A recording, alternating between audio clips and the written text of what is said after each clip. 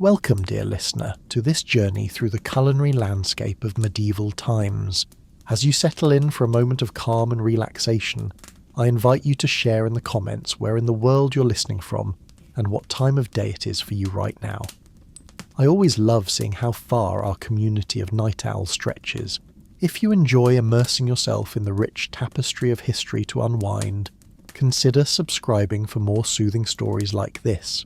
Picture, if you will, a rustic table set with a humble meal, a bowl of thin, bland porridge, a hunk of dense, coarse bread, and perhaps a few morsels of tough, stringy meat, if the diner is lucky. This is the fare that sustained the majority of people in medieval times. While kings and nobles feasted on lavish multi-course banquets, the average peasant subsisted on a diet that was as meagre as it was monotonous. What factors conspired to make food in the Middle Ages so unappetizing for the masses? Let us explore this question and transport ourselves back to a time when filling one's belly was a daily struggle. In a medieval peasant's home, the aroma of exotic spices was noticeably absent. Cinnamon, ginger, nutmeg, pepper. These were luxuries reserved for the wealthy, brought from distant lands by intrepid merchants. Imagine the life of a spice trader in those times, navigating the treacherous Silk Road to bring a taste of opulence to European shores. For a glimpse of the value placed on these rare flavours, consider that in the 11th century a pound of nutmeg cost 7 fattened oxen. The prohibitive expense of spices meant that the common folk had to make do with the pungent notes of garlic, mustard and vinegar to enliven their plain fare. The blandness of peasant cuisine was not helped by the scarcity of fresh produce. Without reliable means of preservation, fruits and vegetables were seasonal treats at best. The lucky few who had access to a plot of land might grow some hardy crops like onions, leeks and cabbages, but these were hardly enough to balance out a diet heavily reliant on grains. Breads and porrides made from barley, rye and wheat formed the backbone of most meals, sometimes supplemented with legumes like peas and beans. While this diet was filling, it lacked essential nutrients, leading to widespread malnutrition and stunted growth. Meat, though prized, was a rarity on the peasant table. A prosperous family might keep a pig, some chickens, or even a cow, but these animals were valuable resources not to be slaughtered lightly. Meat was reserved for special occasions like weddings and religious feasts, or when an animal was too old or infirm to serve any other purpose.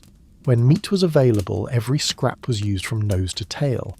Offal or organ meats were common peasant fare, as were small birds and game caught by trapping or hunting, though poaching in the royal forests was a risky endeavour, punishable by severe penalties.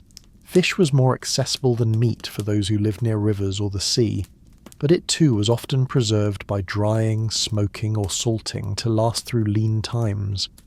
The result was a far cry from the delicate flaky filets we enjoy today. Herring, cod and eel were among the most common catches, and they would be packed in barrels with generous amounts of salt to stave off spoilage. Freshwater fish like carp and pike were a delicacy reserved for the nobility who maintained private fish ponds on their estates. The scarcity of fresh food meant that medieval cooks had to get creative with preservation methods. Pickling, fermentation and drying were all common techniques to extend the shelf life of perishables.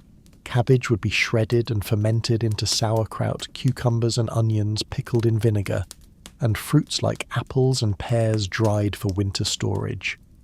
These preserved foods added some much-needed variety to the peasant diet, but they were a far cry from the vibrant flavours of fresh produce. Even staples like bread and ale, which formed the foundation of medieval sustenance, were not always trustworthy. Unscrupulous bakers might stretch their dough with fillers like ground acorns, chalk, or even sawdust, leading to loaves that were as hard as rocks and about as nutritious. Ale too was often watered down to increase profits, a practice that earned some alewives a nasty reputation. In a time when clean drinking water was scarce, weak ale was often the only safe choice.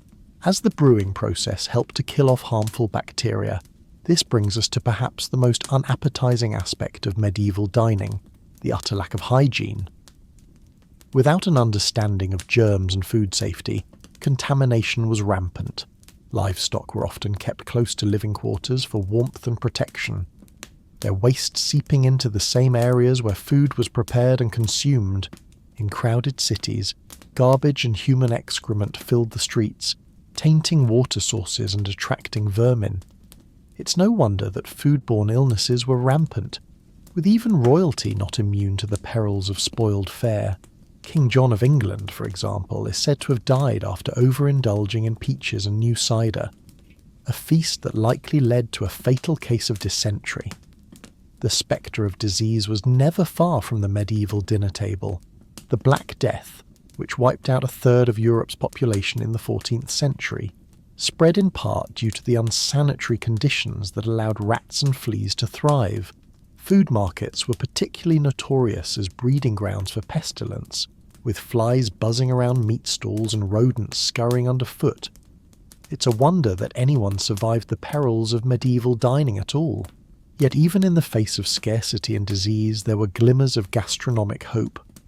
Monasteries and abbeys often served as havens of relative plenty, with well-tended gardens and orchards providing a bounty of fresh produce. Monks were known for their culinary skills, with some even penning cookbooks that offered a glimpse into the more refined cuisine of the upper echelons.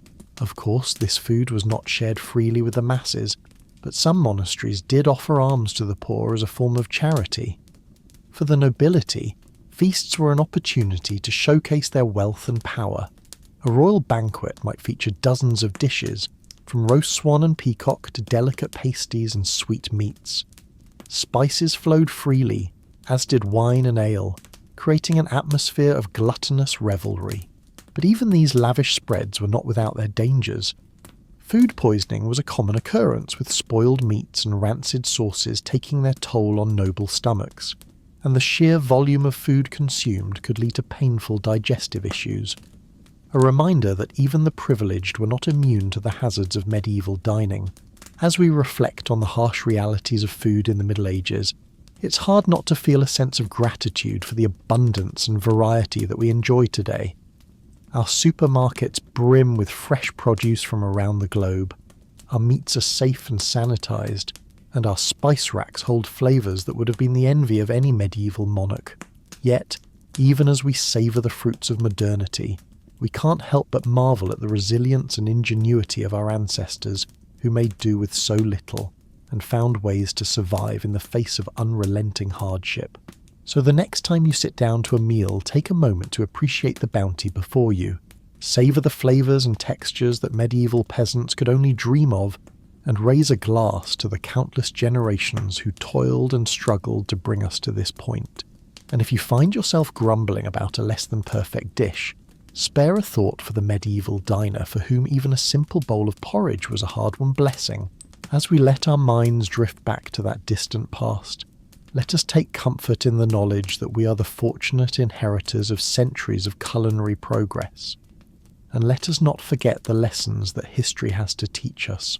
Lessons of perseverance, creativity, and the enduring power of the human spirit to find sustenance and joy even in the darkest of times.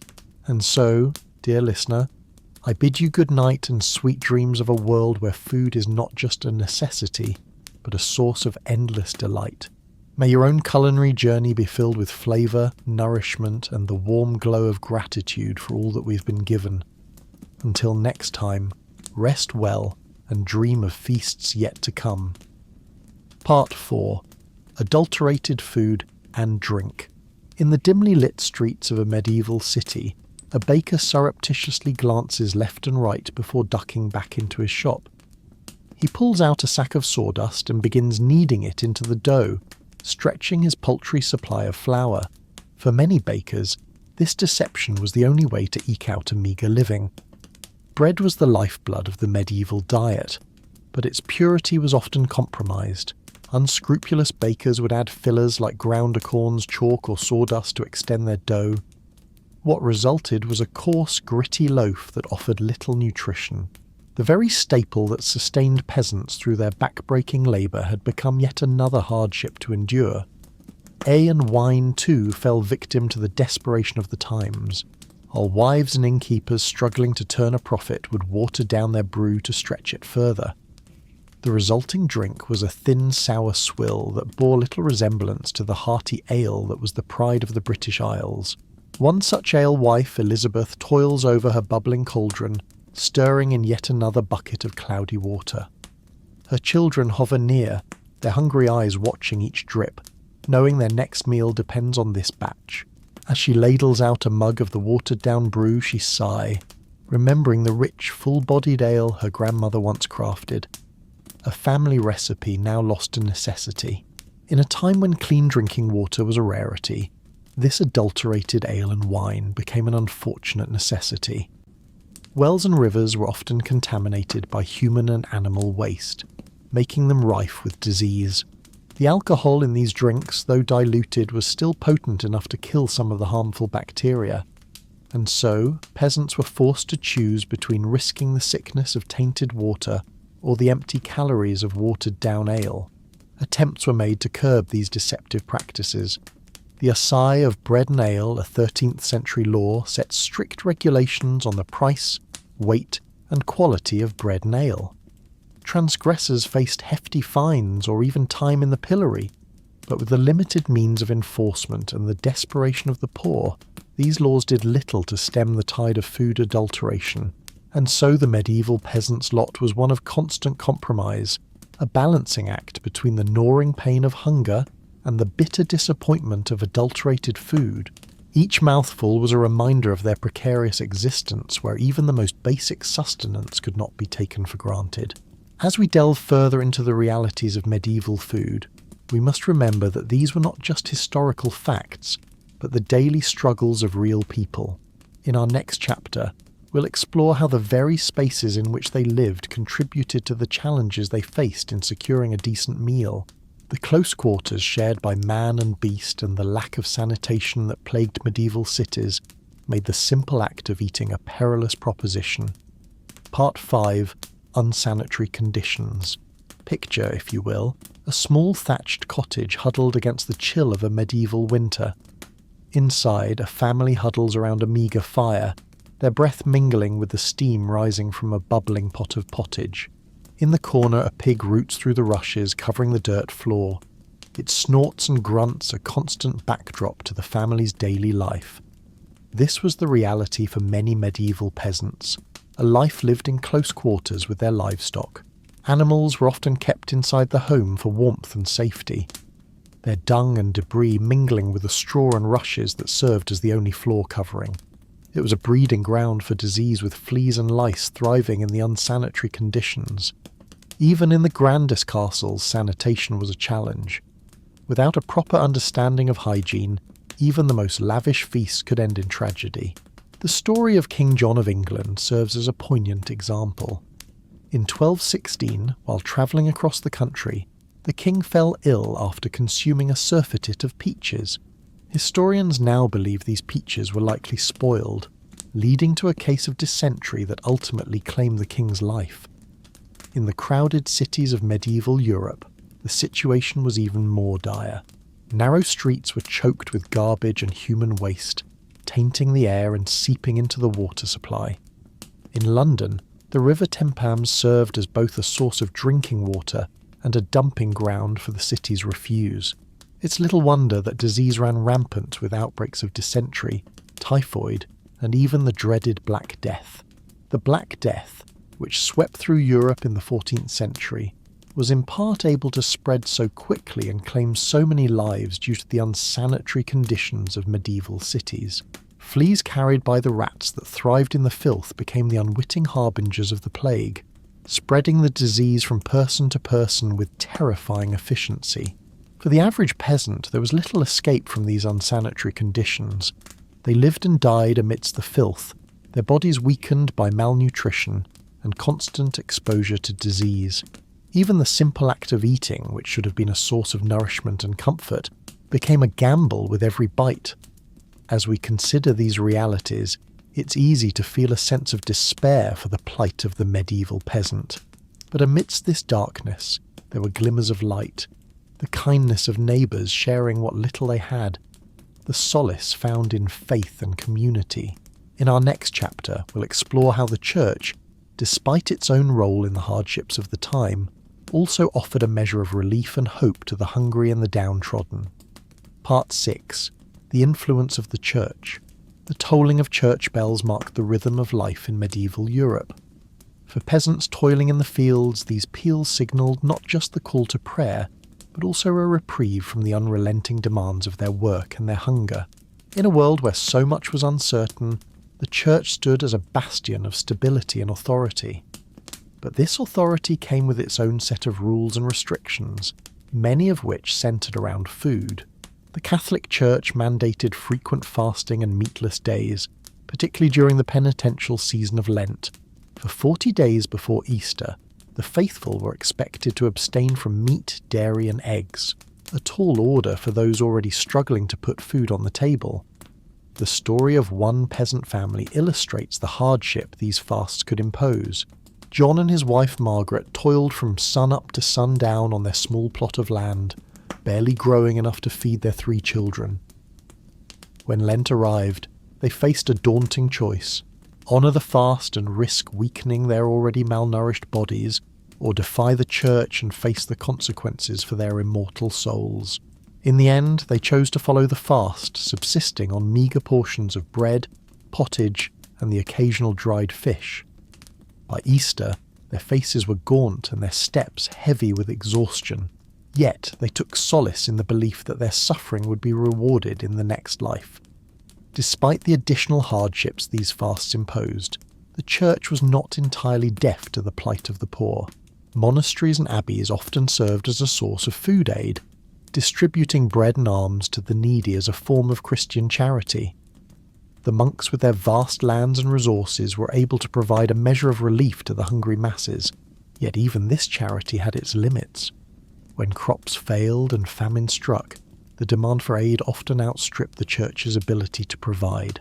And for those caught poaching in the royal forests, a desperate attempt to supplement their meagre diets with fresh game, the church's mercy was noticeably absent. Poachers, if caught, faced severe punishments from maiming to death, regardless of their circumstances. And so the church's influence on medieval food was a double-edged sword. It provided solace and aid to some while imposing additional burdens on others. For the peasant family, faith was both a source of strength and a further trial to endure in the face of unrelenting hunger. As we turn our gaze to the final chapter of our journey through medieval food, we'll witness a scene of shocking contrast, the opulent feast of a noble household. Against the backdrop of peasant hardship, these lavish displays serve as a stark reminder of the vast inequalities that defined the era. Part 7. The rare medieval feast. The great hall of the castle is alive with the flicker of 100 candles. Tapestries line the walls, their vibrant threads telling stories of heroic deeds and courtly love.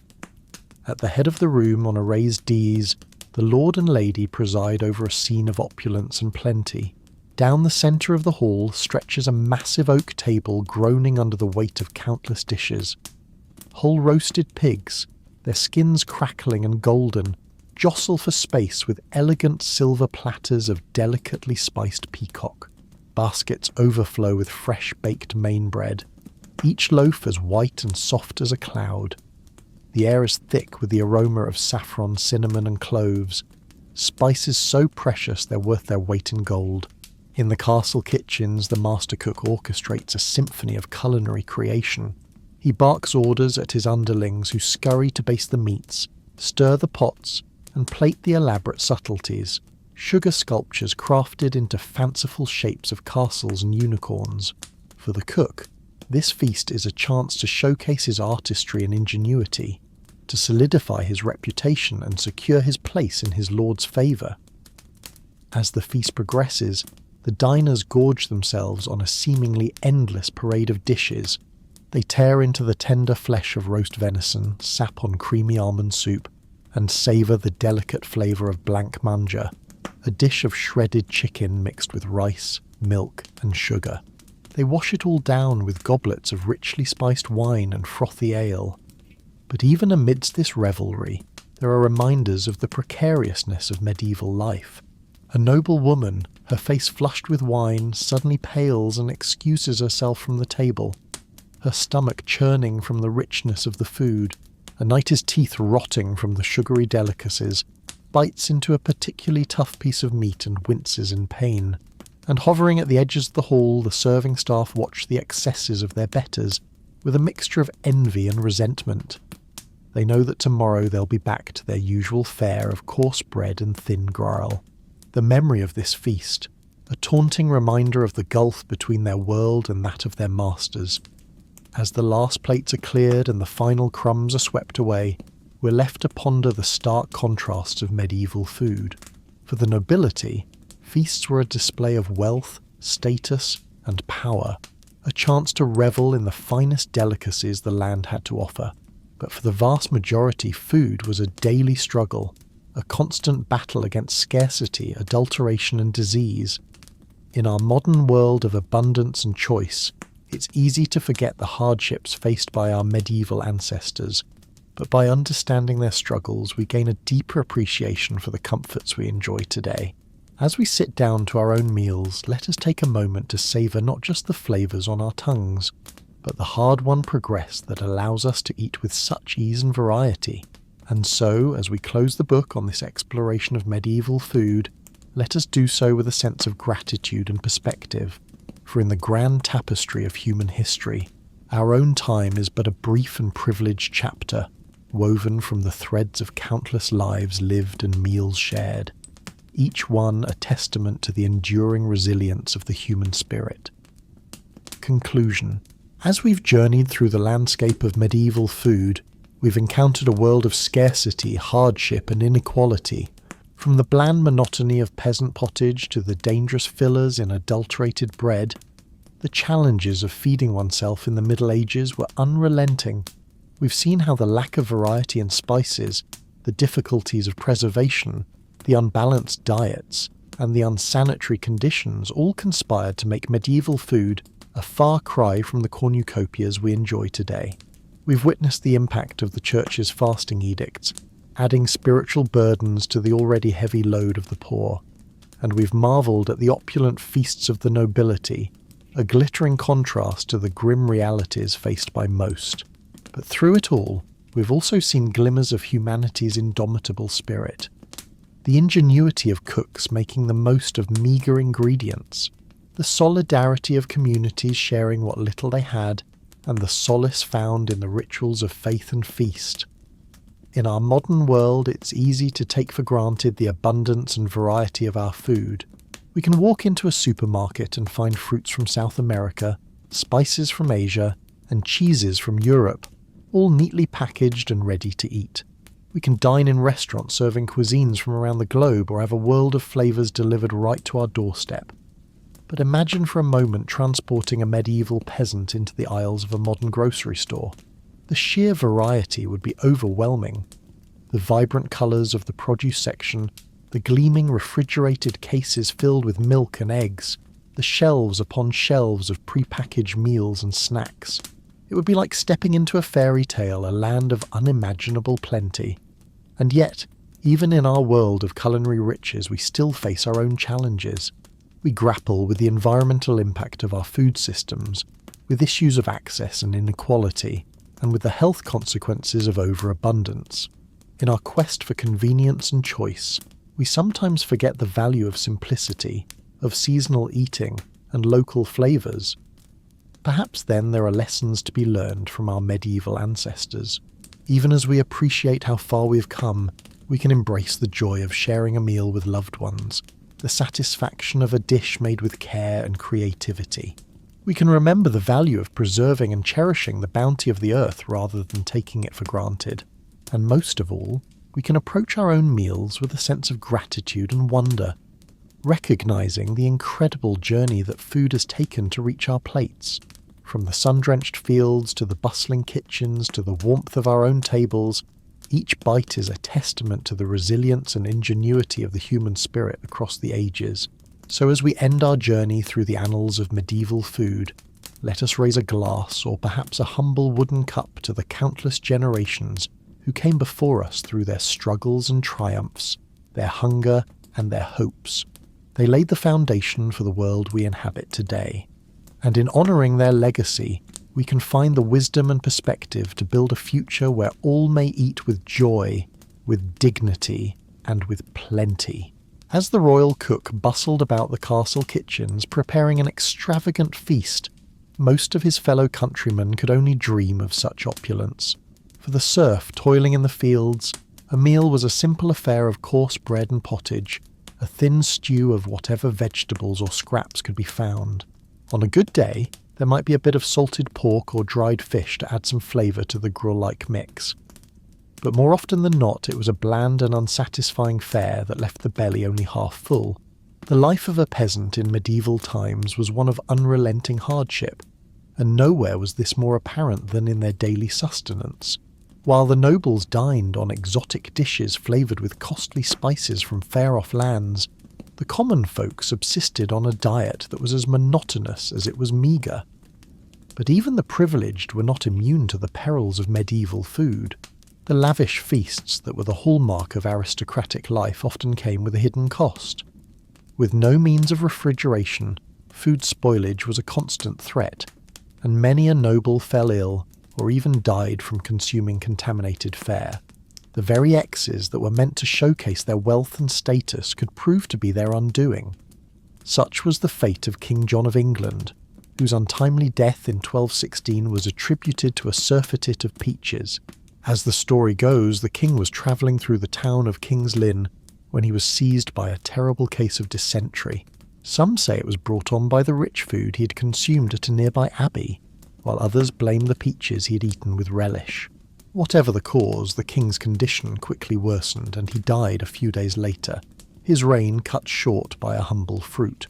It is a testament to the precariousness of life in the Middle Ages that even the most powerful and privileged were not safe from the dangers that lurked in their food. For the vast majority of people, however, the risks were even greater.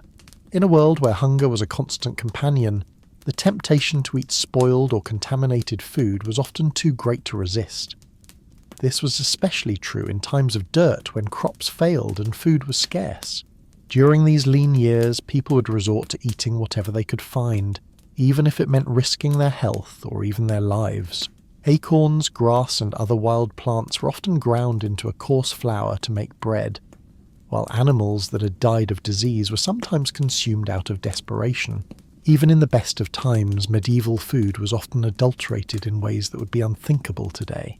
Unscrupulous bakers would stretch their dough with fillers like sawdust or chalk, while brewers would water down their ale to increase their profits. Such practices were not only dishonest but also dangerous, as they could lead to serious illness or even death. The alewife who sold her brew in the village tavern was a common figure in medieval life, and one who often bore the brunt of the community's suspicions and resentments. If her ale was weak or sour, she might be accused of adulterating it with noxious substances or even of practicing witchcraft. In a world where superstition held sway, the line between a bad batch of ale and a deadly poison was often blurred. Despite the many challenges and hardships that medieval people faced in their daily lives, they were not without their small joys and comforts. For the peasant family gathered around the hearth at the end of a long day, a simple meal of bread and pottage could be a moment of respite and togetherness. And for the monks and nuns who dedicated their lives to prayer and service, the austere diet prescribed by their religious orders could be a source of spiritual nourishment and discipline. But even in the monasteries and abbeys that dotted the medieval landscape, food was not always a source of comfort or sustenance. During the holy season of Lent, when Christians were expected to fast and abstain from meat, the already limited diets of the religious orders would be further restricted. For 40 long days they would subsist on little more than bread, water, and the occasional vegetable or fish.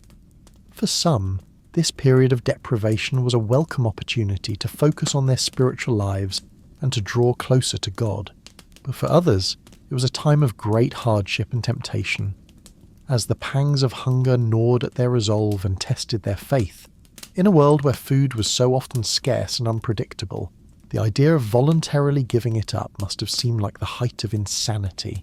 And yet, despite all the hardships and challenges that medieval people faced in their daily lives, they found ways to adapt and persevere.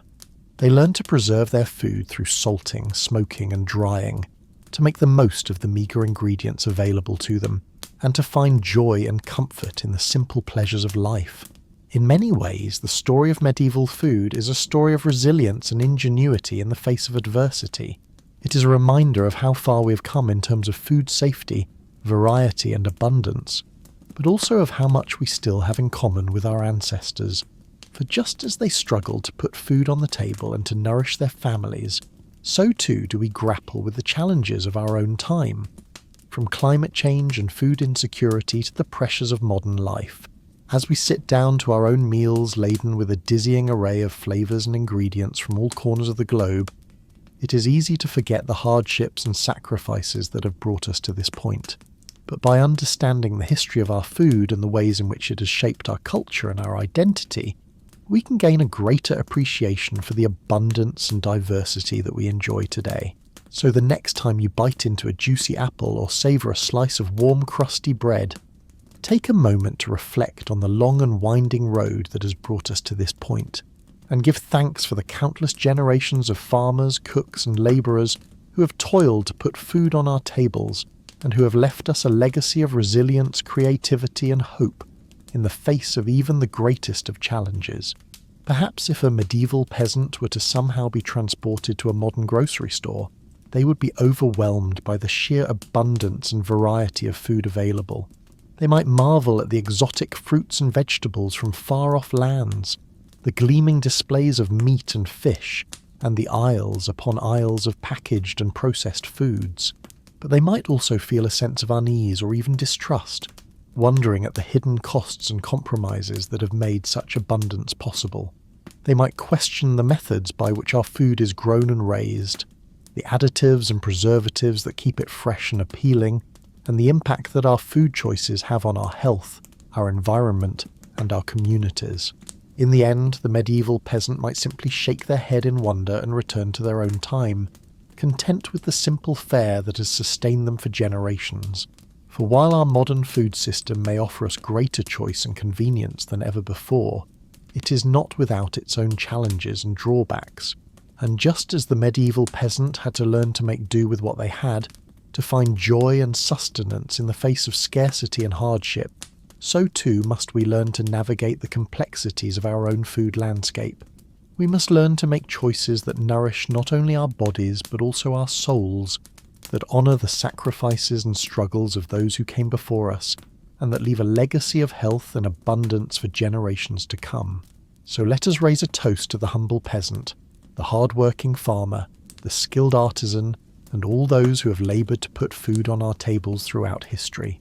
Let us savour the flavours and textures of the foods we eat, not just as a source of sustenance, but as a connection to the past and a promise for the future.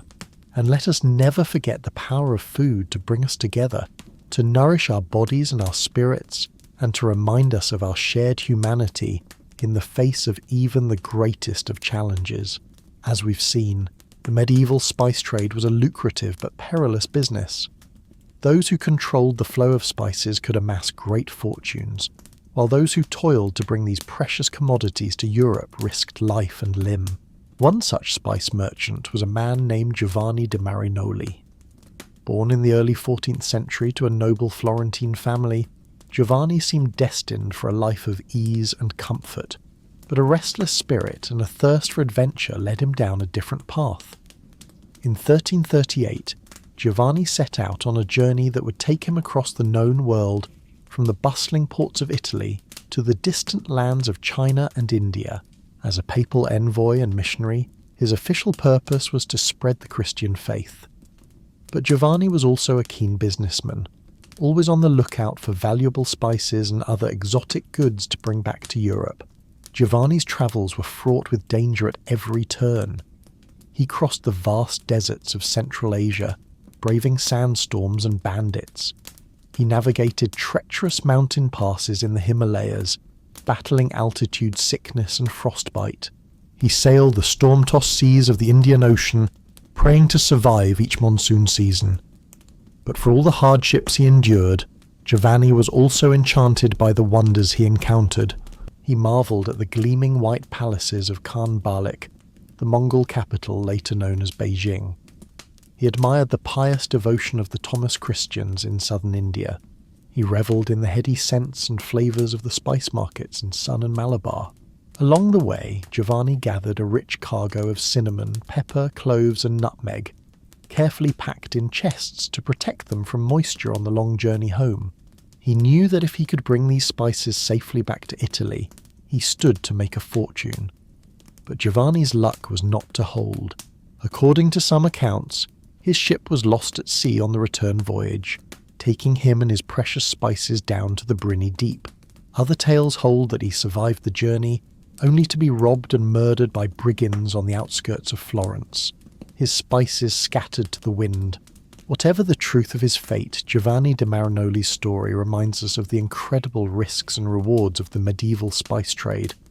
For a few wealthy merchants and lucky adventurers, spices could be a ticket to untold riches, but for most, like Giovanni, they remained a tantalizing dream, always just out of reach. As we drift off to sleep, let us imagine we're in a bustling spice market in some far-flung corner of the medieval world. The air is thick with the scent of pepper and cinnamon, cardamom and saffron. Merchants haggle in a dozen different tongues, their voices rising and falling like the tide. We wander the narrow lanes, baskets in hand, marvelling at the colourful mounds of spices from every corner of the globe. Here, a pile of ginger root, gnelled and pungent. There, a heap of cloves, like tiny brown nails, their aroma warm and sweet. But as we fill our baskets, we can't help but feel a pang of regret for the many who will never taste these flavours. For the poor peasants back home, a pinch of pepper would be an unthinkable luxury, let alone a fragrant curry or a spiced wine. Their food, as we'll explore further, is a monotonous grind of GRL and grit, a far cry from the sumptuous feasts we've seen at the tables of the wealthy. But even those lavish banquets, as we'll soon discover, could come with their own hidden dangers and disgusting surprises. So let us savour this imagined abundance, this rare sensory delight, as we drift deeper into dreams.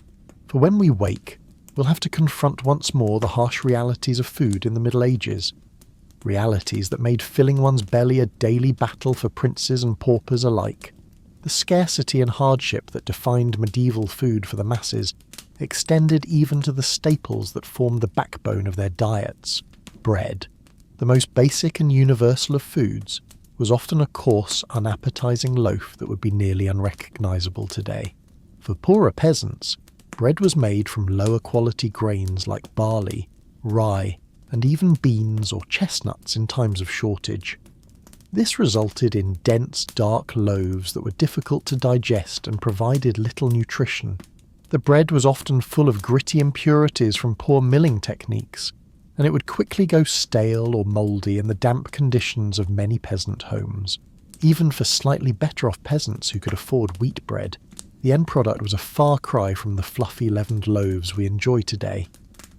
Leaven-weaning agents like yeast were expensive and hard to come by, so most bread was unleavened flatbread, similar to modern PA.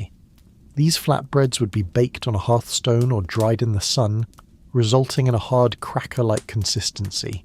The quality of bread was so important that it was often used as a marker of social class. The whitest, finest loaves made from pure wheat flour were reserved for the nobility, while the greyish-brown loaves of the peasantry were derided as black bread. In some regions, strict laws even prohibited commoners from consuming white bread, reserving it as a privilege of the elite. One figure who stood out in the history of medieval bread production was the 12th century mystic St. Hildegard of Bingen. Born into a noble family in what is now Germany, Hildegard entered the monastic life as a young girl and rose to become the abbess of her own community.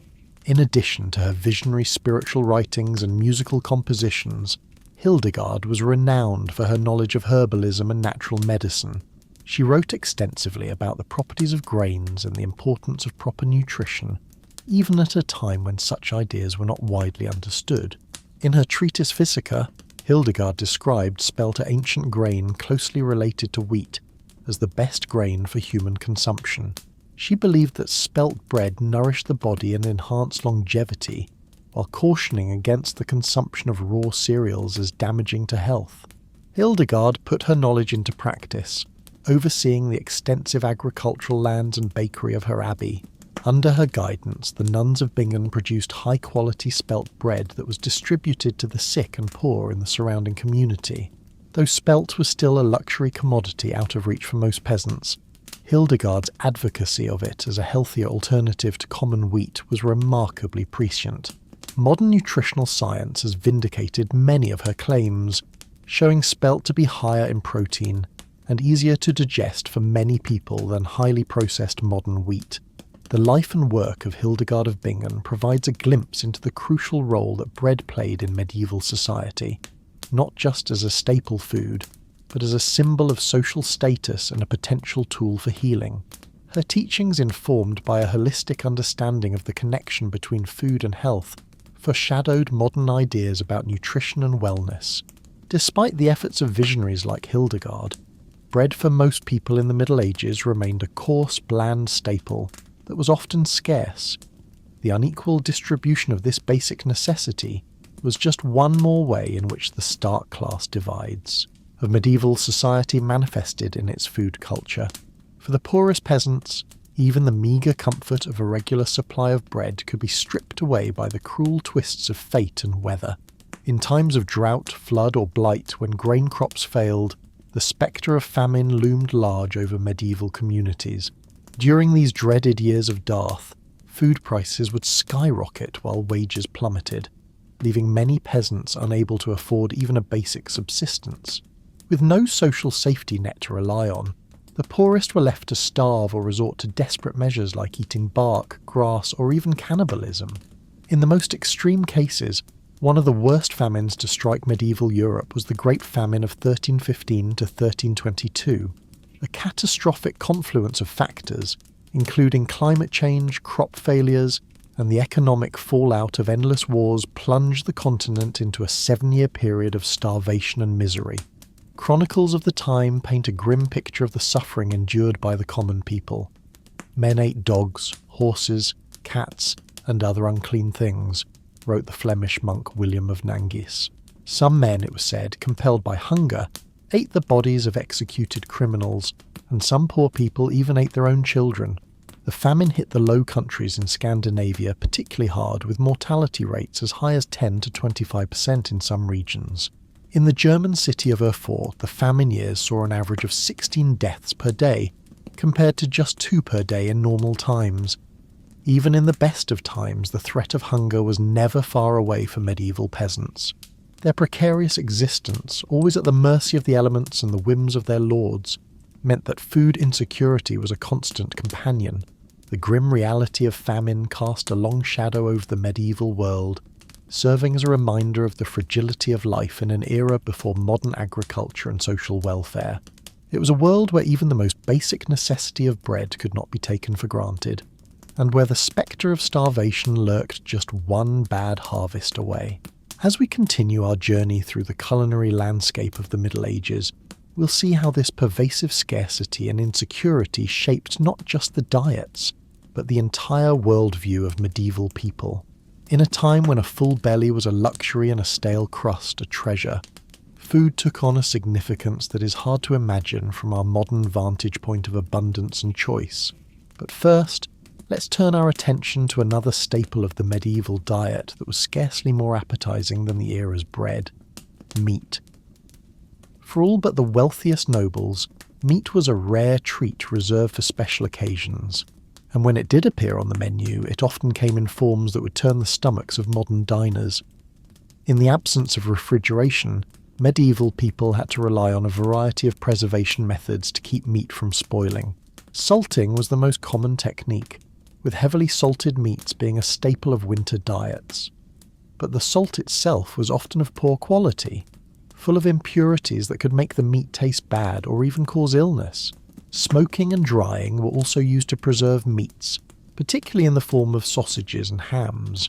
These could keep for longer periods, but would become hard and unappetizing over time, with a texture more akin to leather than to the juicy, tender meats we enjoy today.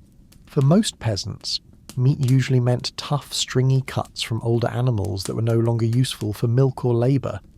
Beef was rarely eaten by commoners, as cattle were simply too valuable to slaughter. Pork and poultry were somewhat more common, but were still luxury items for most. The type and amount of meat in medieval diets varied significantly by region and social status. In Slavic regions and parts of Scandinavia, people largely relied on freshwater fish rather than terrestrial meat. Hunting was a cherished privilege of the nobility who jealously guarded their exclusive rights to venison and other game meats. One vivid glimpse into the inequality of medieval meat consumption comes from the records of King Richard II's cooks in the late 14th century. For a single royal feast in 1387, the kitchens prepared 2,000 chickens, 400 sheep, 500 stags, and 1,000 little pigs. Fair fit for a king indeed. In contrast, a peasant family might expect to eat meat only a handful of times per year, usually on major religious holidays like Christmas and Easter. Even then, the cuts would be meagre and have been scrupulously saved for months. But for one brief moment in the history of medieval England, the humble peasantry got a taste of the bounty usually reserved for their betters in the aftermath of the Black Death, which killed up to half the population in the mid-4th century. The massive labour shortage gave surviving peasants newfound bargaining power. With fewer mouths to feed and a surplus of land, many peasants found themselves in the novel position of being able to demand higher wages and better living conditions. For a few short decades, the standard of living for English commoners actually improved markedly. Meat consumption rose as more peasants could afford to keep livestock for their own tables rather than for the markets. Wages doubled or even tripled in some regions, allowing labouring families to supplement their usual fare of porridge and bread with the occasional chicken, pig, or even cow. But this golden age for the peasantry was to be short-lived.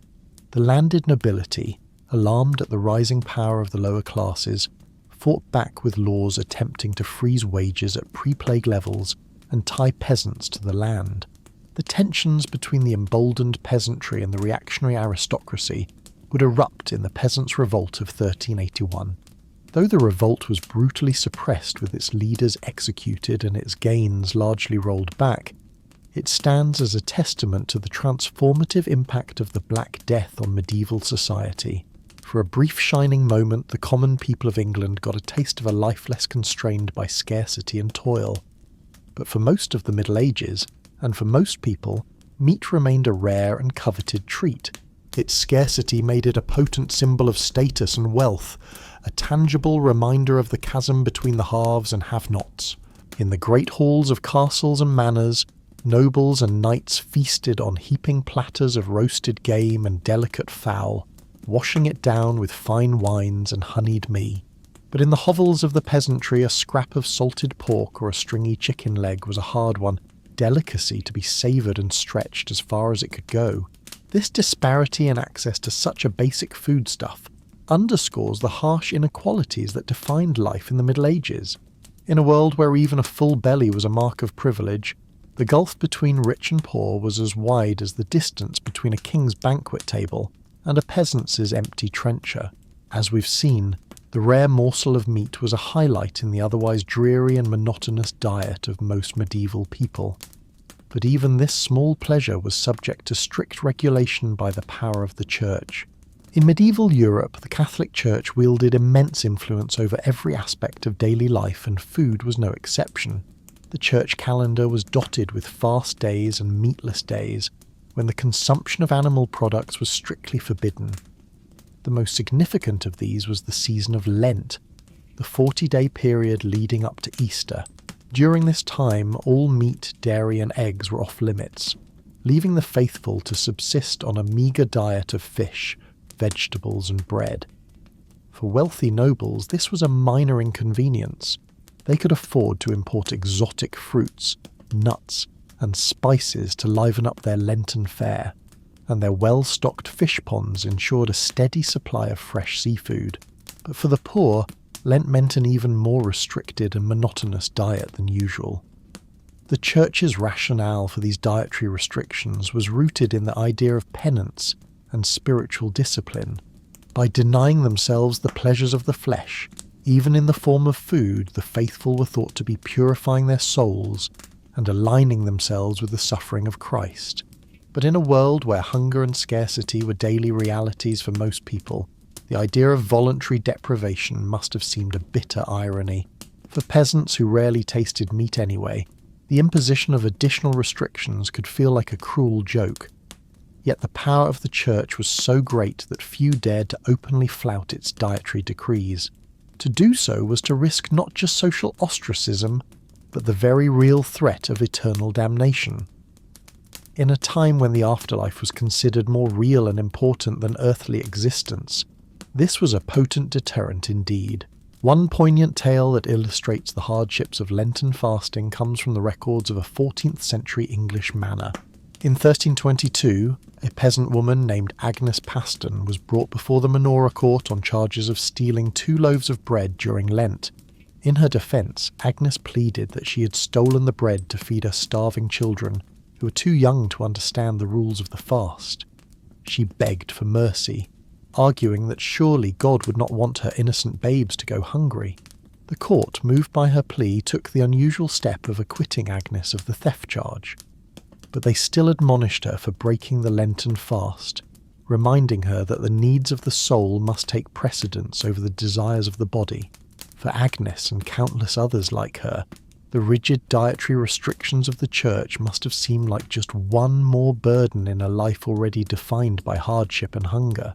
In a world where food was scarce and survival precarious, the idea of willingly forgoing what little sustenance was available must have been difficult to swallow. But the church's influence on medieval food culture wasn't entirely negative. Monasteries and abbeys were often at the forefront of agricultural innovation, pioneering new techniques for crop rotation, irrigation, and selective breeding. They also served as repositories of classical knowledge about agriculture and food preservation, keeping alive the wisdom of ancient Rome and Greece. Moreover, the church played a vital role in providing food aid to the poor and hungry. Monasteries were known for their charitable distribution of bread and ale to the needy, and many operated hospitals and almshouses to care for the sick and destitute. In a time before social welfare programs or organised charity, the church was often the only safety net available to the most vulnerable members of society. Its teachings about the virtues of charity and the sin of gluttony helped to create a moral imperative for those with means to share their bounty with the less fortunate. Of course, this charity was often mixed with a hefty dose of paternalism and moral judgment. The poor were expected to be grateful for whatever scraps they were given and to accept their lot in life as divinely ordained. But for those on the brink of starvation, even a small act of kindness could mean the difference between life and death. As the Middle Ages wore on, the culinary distance between the wealthy and the poor only grew wider. By the late 14th and 15th centuries, Europe was in the grips of what some historians have called the Little Ice Age, a period of cooler temperatures and frequent climatic disruptions. Crop yields declined as fields were battered by droughts, floods, and unseasonable frosts. Food prices skyrocketed, leaving many commoners unable to afford even basic staples.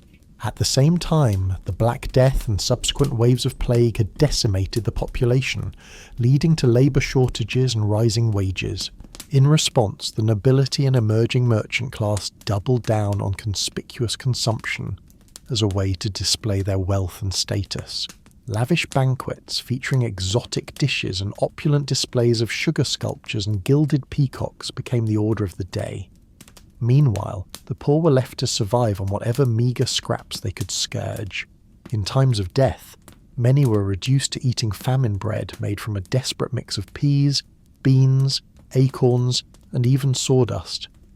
Others resorted to foraging for wild plants or hunting any animals they could catch, from rodents to crows. But even in the midst of this stark inequality, there were glimmers of hope and resistance. Peasant revolts like the English Rising of 1381 or the German Bonu movement of the early 16th century saw the common people rising up to demand better treatment and a fairer share of the wealth. While these uprisings were often brutally suppressed, they nonetheless testified to the unquenchable human spirit and the enduring dream of a world where everyone could enjoy the basic dignity of a full belly and a decent life. And in the kitchens and gardens of ordinary people, the seeds of a more vibrant and diverse food culture were being planted. Women who bore the primary responsibility for feeding their families were the unsung heroes of medieval cuisine. With creativity and resourcefulness, they found ways to coax flavour and nourishment out of even the humblest ingredients. In the folk traditions of pickling, preserving and foraging, they passed down knowledge that would sustain their communities through the lean times and lay the foundation for the culinary revolutions to come. And in the communal ovens and shared meals of village life, they nurtured a spirit of solidarity and resilience that would prove as sustaining as any loaf of bread. So while the story of food in the Middle Ages is undoubtedly one of hardship and deprivation, it is also a story of ingenuity, resilience, and hope. In the face of scarcity and oppression, medieval people found ways to nourish not just their bodies but their spirits, to find joy and communion in the simple act of sharing a meal. As we look back on this distant and often difficult past, we can take inspiration from their example. In a world that is still riven by inequality and hunger, their story reminds us of the fundamental human right to food and the vital importance of fighting for a more just and sustainable food system. And in our own kitchens and around our own tables, we can honour their legacy by cherishing the abundance we enjoy and remembering always to share it with those who have less. For in the end, the true measure of a society is not in the opulence of its feasts. But as we've seen, for the vast majority of people in medieval Europe, food was a daily struggle of scarcity, monotony and even danger. But there was one place where the food was always abundant, always varied, and always exquisite: the royal court. While peasants subsisted on GRL and stale bread, nobles feasted on the finest delicacies the land had to offer. Imagine being the royal cook, entrusted with the monumental task of preparing lavish meals for the king and his court. Your day begins before dawn as you oversee the delivery of ingredients from far and wide. Wagons rolled into the castle courtyard laden with barrels of wine from Burgundy, wheels of cheese from the Alps, crates of spices from the Orient. The king's huntsmen rode in with deer and boar slung over their saddles, ready to be transformed into savoury roasts and pies. In the cavernous castle kitchens, a small army of servants bustled about under your command. Fires roared in the great hearths as spits turned slowly, roasting meats to perfection. Cauldrons bubbled with fragrant stews and soups. While bakers kneaded dough for bread and pastries, the air was thick with the aroma of exotic spices: cinnamon, cloves, nutmeg, cardamom, each worth more than their weight in silver. As the hour of the feast approached, you put the finishing touches on your creations. A magnificent roast swan, its plumed neck curving gracefully on the platter, a gleaming aspic studded with gems of fruit and topped with gold leaf, a towering subtlety in the shape of the king's coat of arms, painted in vibrant hues. Each dish was a work of art crafted to delight the eye as much as the palate. When at last the noble guests filed into the great hall and took their seats, it was time for your masterpieces to be unveiled. Servants paraded the platters in, presenting each to the high table with a flourish. The guests oohed and ahed as they were served, marvelling at the bounty before them. For a few glorious hours they dined like gods, sampling delicacies from every corner of the known world. But even here, in the rarefied realm of the royal court, the spectre of illness lurked behind the splendour. For all their expense and artistry, even the most sumptuous dishes could harbour deadly spoilage, and the sheer excess of the feast often led to overindulgence, as nobles gorged themselves far past the point of satisfaction. It was not unheard of for a courtier to literally eat himself to death, felled by his own gluttony. So while the royal feast may have stood in stark contrast to the meagre rations of the common folk, it was not without its own perils. In a world without refrigeration or food safety standards, no one was truly safe from the dangers of the dining table. Rich or poor, the medieval relationship with food was always a precarious one. Today, We can scarcely imagine the hardships that our ancestors endured simply to fill their bellies. The poorest among us have access to a variety and quality of food that would have been unthinkable even for medieval kings. We can walk into a gleaming supermarket and find fruits and vegetables from every season, meats and cheeses from every continent, spices and sauces from every cuisine. We can eat what we want when we want without fear of famine or food poisoning. But perhaps in our abundance we have lost something as well. The medieval peasant, for all his suffering, likely felt a deep connection to the land and the turning of the seasons. He knew intimately the sweat and toil that went into every mouthful. While we may pity him his limited options, he would likely look upon our prepackaged, mass-produced meals with a mixture of wonder and horror. One can imagine a medieval serf transported to the snack aisle of a modern grocery store, marvelling at the colourful bags and boxes stretching out before him. He picks up a shiny packet, turning it over in his weathered hands. Cheetos, he reads slowly, sounding out the unfamiliar word. Made with real cheese. He shakes his head in disbelief. Real cheese for a mere peasant? Impossible. He puts it back on the shelf and moves on, overwhelmed by the strange bounty of this new world. As we drift off to sleep, bellies full of whatever we desire, let us take a moment to reflect on the privilege of choice. Let us remember the countless generations who came before, who fought and scraped and starved so that we might have the luxury of a full ladder. And let us be grateful for the simple everyday miracle of enough to eat.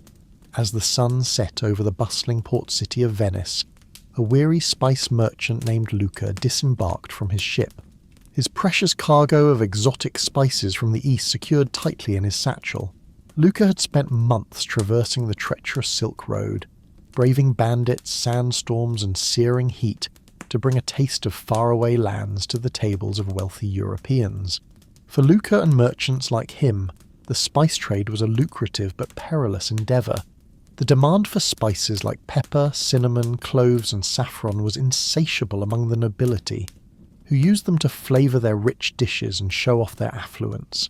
But for the common folk, these fragrant seasonings remained an unattainable luxury, their meals remaining sadly bland and unappetising. As Luca navigated the winding canals of Venice to deliver his wares to his wealthy clientele, he couldn't help but reflect on the stark divide between the opulent feasts of the rich and the meagre rations of the poor. While nobles dined on succulent roasts flavoured with exotic spices, peasants subsisted on little more than coarse bread and watery porridge, their palates never knowing the lively tang of pepper or the warm, sweet embrace of cinnamon. The life of a spice merchant was one of constant movement and danger, with fortunes won and lost on the whims of the sea and the shifting sands of the desert. Luca had seen his fair share of hardships on his journeys, attacks by marauding bandits, treacherous mountain passes and the ever-present threat of disease. But he pressed on, driven by the promise of riches and the thrill of the unknown. As he made his final deliveries and counted his profits, Luca couldn't shake the feeling that for all the wealth and prestige the spice trade brought him, it remained a bitter reminder of the deep inequalities that plagued medieval society. While he dined on saffron-infused stews and fragrant spiced wines, the common people went to bed with growling stomachs, their dreams haunted by the enticing aromas that wafted from the kitchens of the elite. With a heavy heart, Luca retired to his lavish villa for the night, knowing that tomorrow he would once again set sail for distant lands, chasing the promise of fortune and leaving behind a world where the simple pleasure of a flavourful meal remained an unattainable dream for most. As the first light of dawn crept over the horizon, a weary housewife named Matilda stirred from her slumber, her mind already racing with the countless tasks that lay ahead. For Matilda and countless other women across medieval Europe, the arrival of autumn heralded not a season of bountiful harvests and joyous feasts, but rather a time of ceaseless labour and knowing anxiety about the looming spectre of winter. With the days growing shorter and the nights turning colder, Matilda knew that she had precious little time to preserve what meagre crops her family had managed to coax from the unyielding earth. Every scrap of food was precious, and nothing could be allowed to go to waste. lest they face the unthinkable prospect of starvation in the bleak months ahead. As she set about her work, Matilda's mind wandered to the lavish feasts of the nobility, where sumptuous meats and exotic delicacies were consumed with wanton abandon.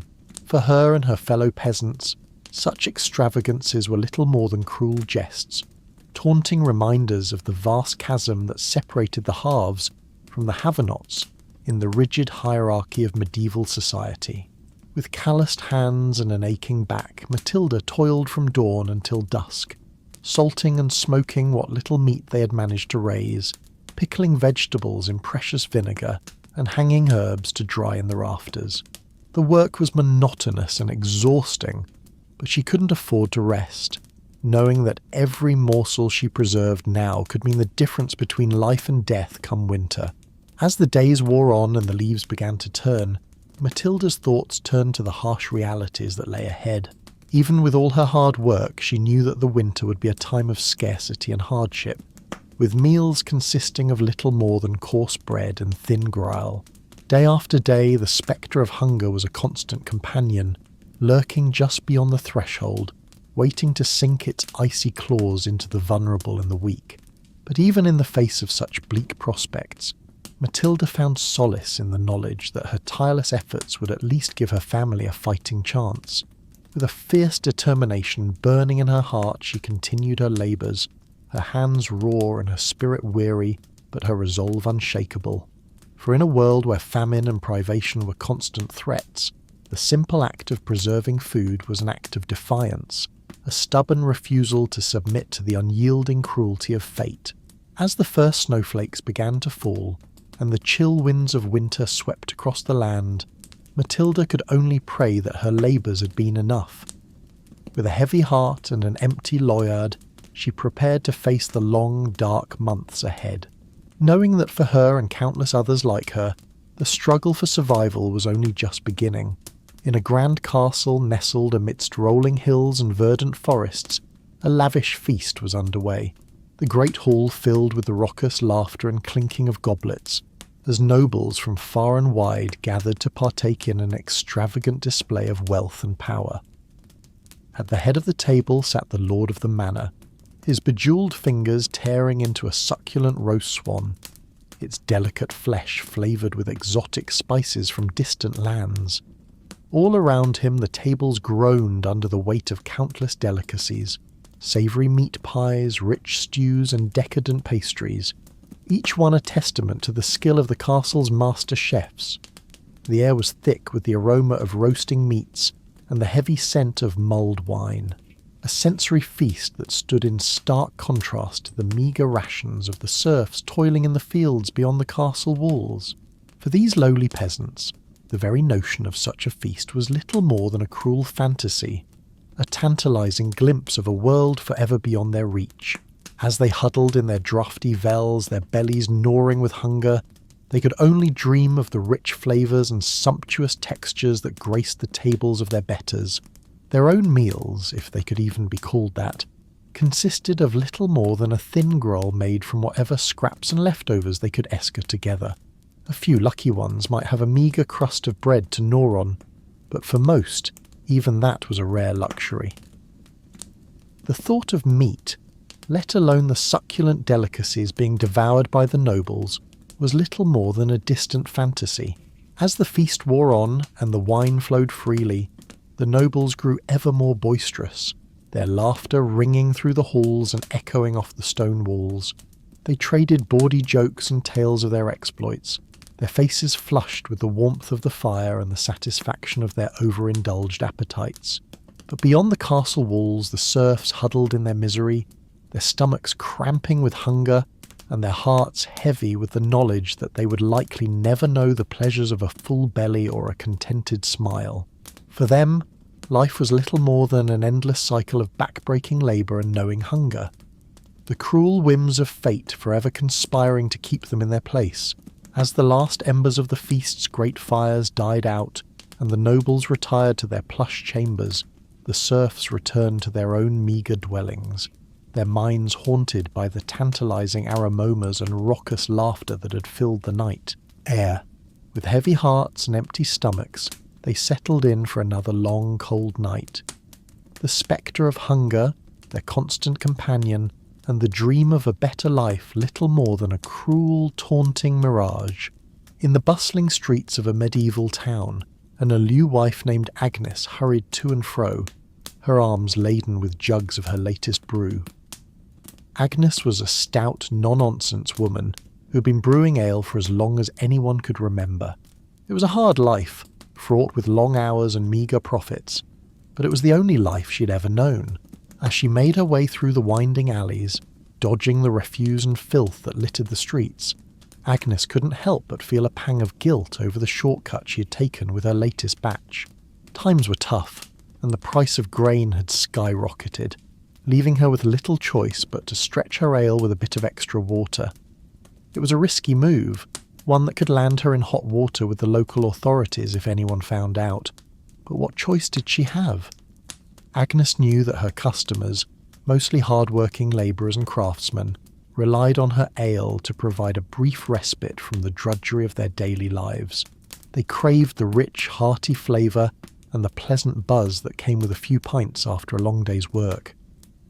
But with the cost of ingredients eating into her already meagre profits, Agnes had been forced to cut corners wherever she could.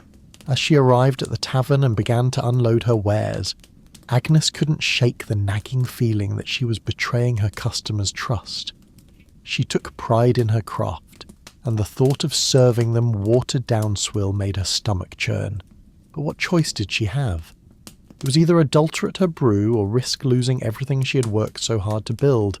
With a heavy heart, Agnes began to serve her customers, watching as they eagerly quaffed down the subpar ale, their faces contorting in disappointment as they realised that something was amiss.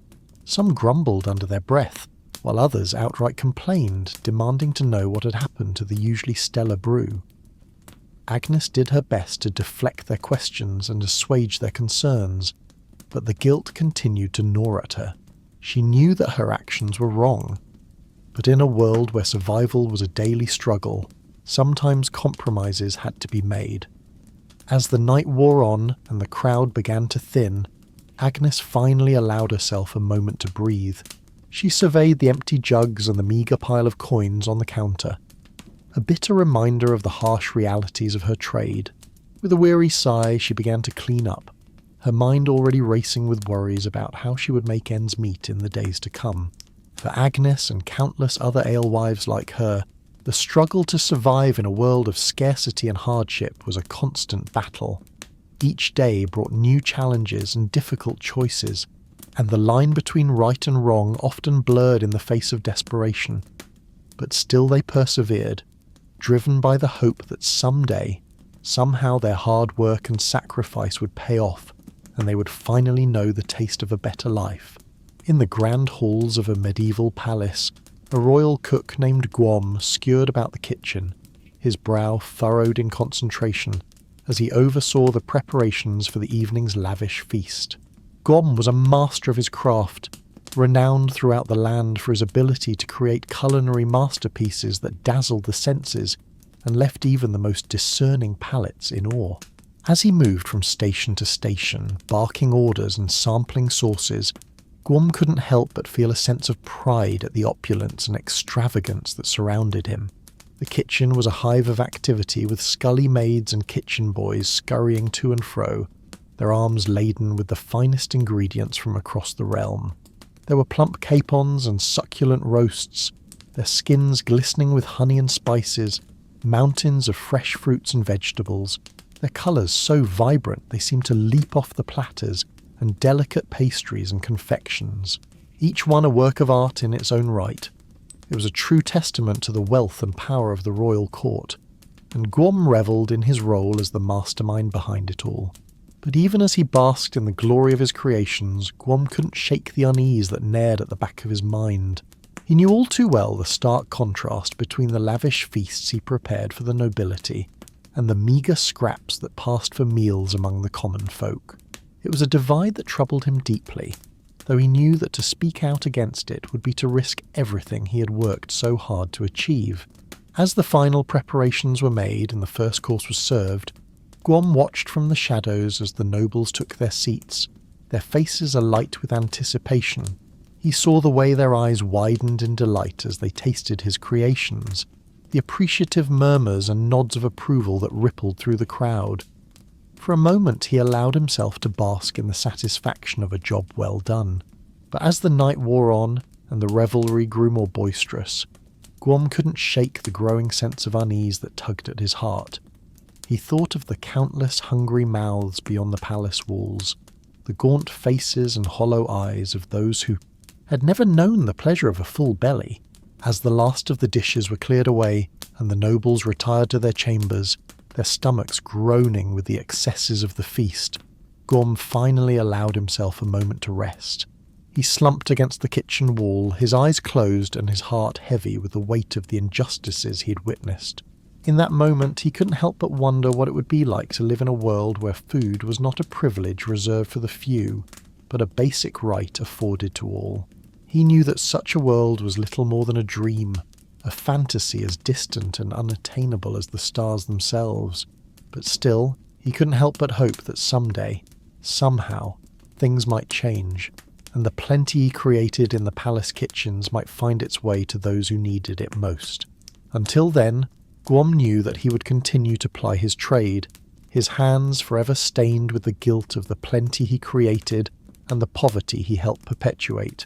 It was a burden he would carry with him always, a constant reminder of the cruelty and inequality that lay at the heart of the medieval world.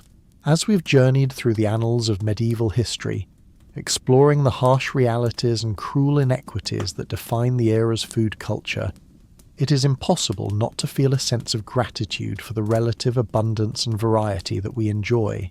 In the modern age, the struggles and hardships faced by our ancestors, from the lowliest serf to the most skilled artisan, serve as a poignant reminder of just how far we have come in our quest to ensure that all people have access to the basic necessities of life. But even as we celebrate the progress we have made, it is important to remember that the spectre of hunger and malnutrition still looms large in many parts of the world. Even in the midst of plenty, there are still those who go to bed with empty stomachs and aching hearts, their dreams haunted by the same cruel inequalities that plagued the medieval world. As we reflect on the lessons of the past and the challenges of the present, it is clear that the fight for food justice is one that is far from over. It is a struggle that will require the collective efforts of all those who believe in the basic human right to nourishment and sustenance.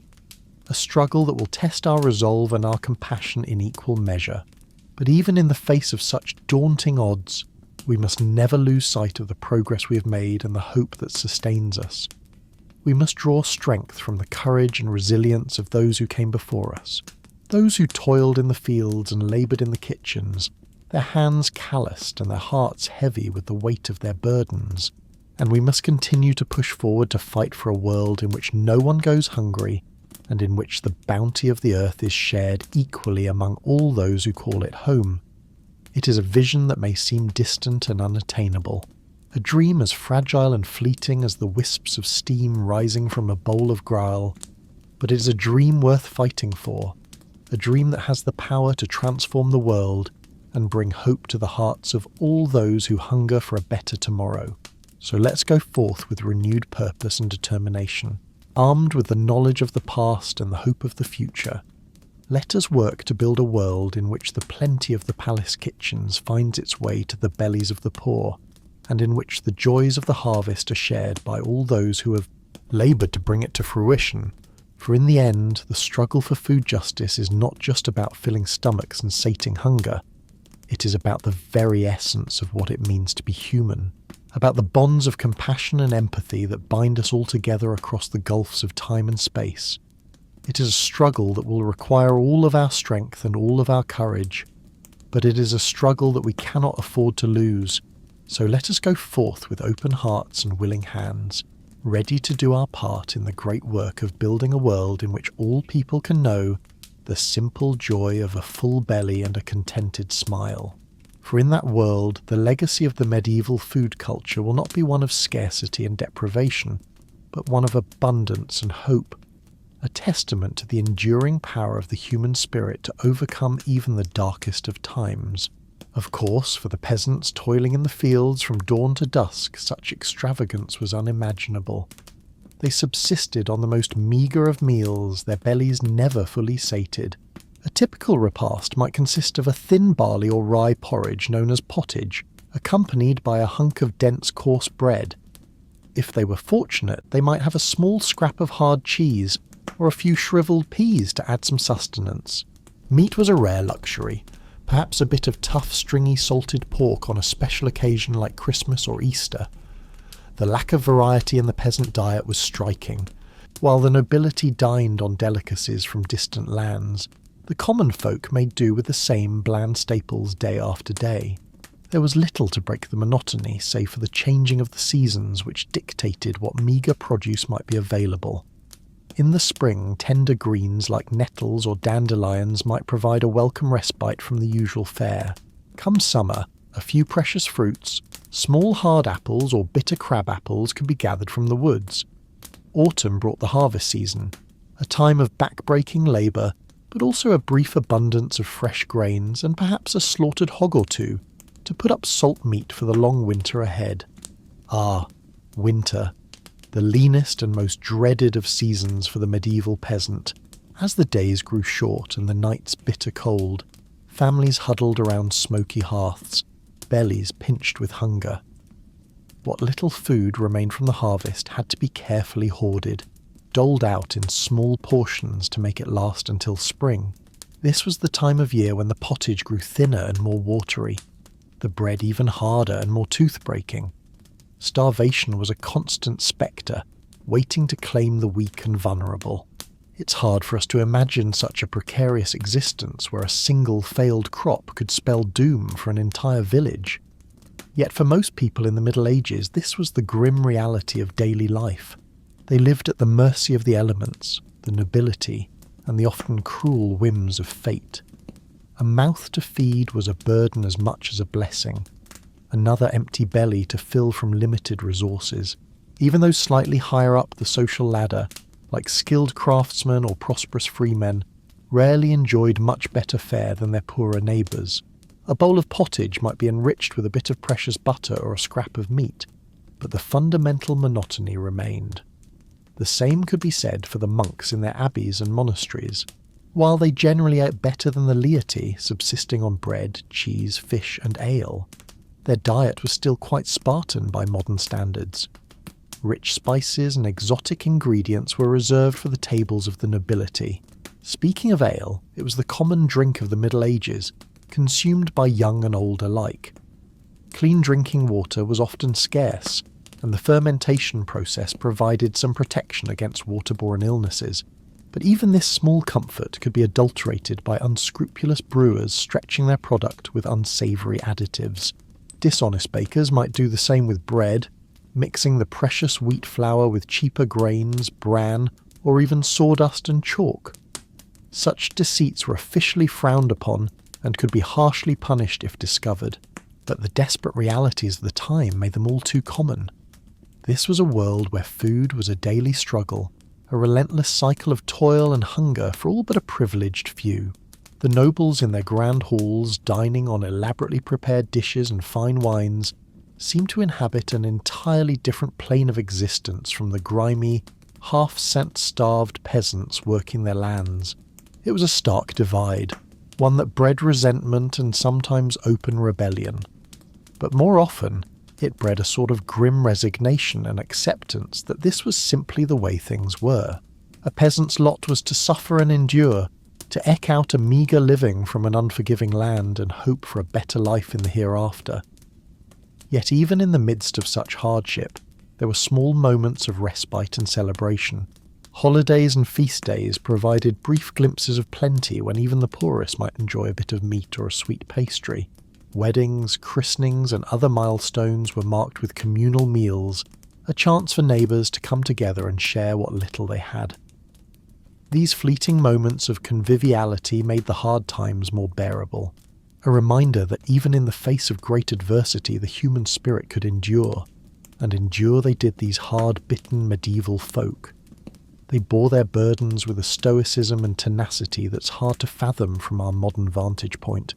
They faced each day with grim determination, knowing that survival depended on their own hard work and cunning.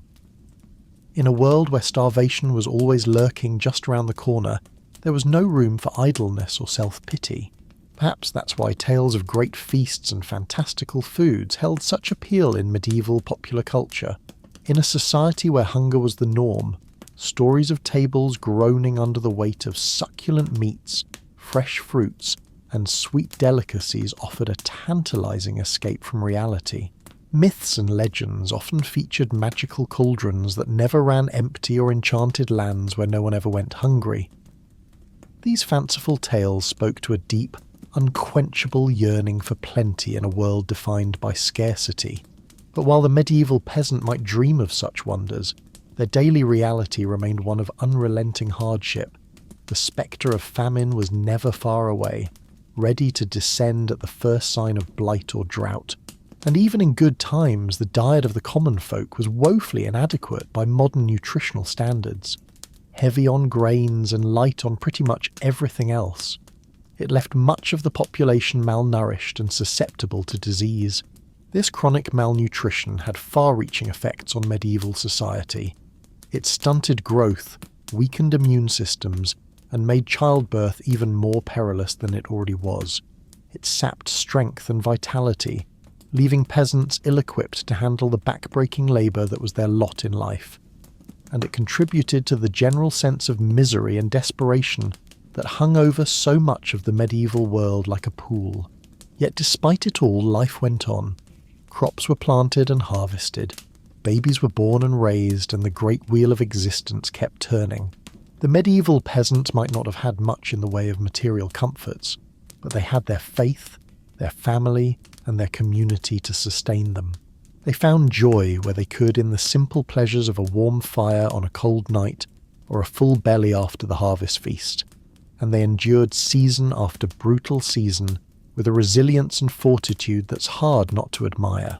So the next time you sit down to a meal, take a moment to savour the incredible variety and abundance at your fingertips. Spare a thought for your medieval ancestors who lived and died by the whims of the harvest, and be grateful for the centuries of progress and plenty that separate us from those grim, hungry times. Because while the medieval peasant might have dreamed of a magical land of endless feasts, we're lucky enough to live in a world where that dream is tantalizingly close to reality. And that's a privilege we should never take for granted. The plight of the medieval peasant was further compounded by the unbalanced nature of their diets. While the nobility feasted on a cornucopia of meats, fruits, and vegetables, the average serf subsisted on a mega fare dominated by grains. Porridge, gruel, and coarse bread formed the backbone of their sustenance, supplemented by whatever small morsels they could eke out from their labours. A typical peasant family might count themselves fortunate to have a cow, a pig, or a small flock of chickens. However, the milk, eggs, and meat these animals provided were a rare treat, reserved for special occasions or times of dire need. More often than not, any surplus was sold or paid as rent to their feudal lord, leaving little for the family's own consumption. Imagine, if you will, the stark contrast between a noble's lavish feast and a serf's humble meal. In the great hall of the castle, the tables groan under the weight of roasted meats, savoury pies, exotic fruits, and fine cheeses. The air is filled with the aroma of saffron, cinnamon, and cloves as richly attired lords and ladies dine with gusto. Meanwhile, in the cramped vale of a peasant family, a pot of thin gruel bubbles over the fire.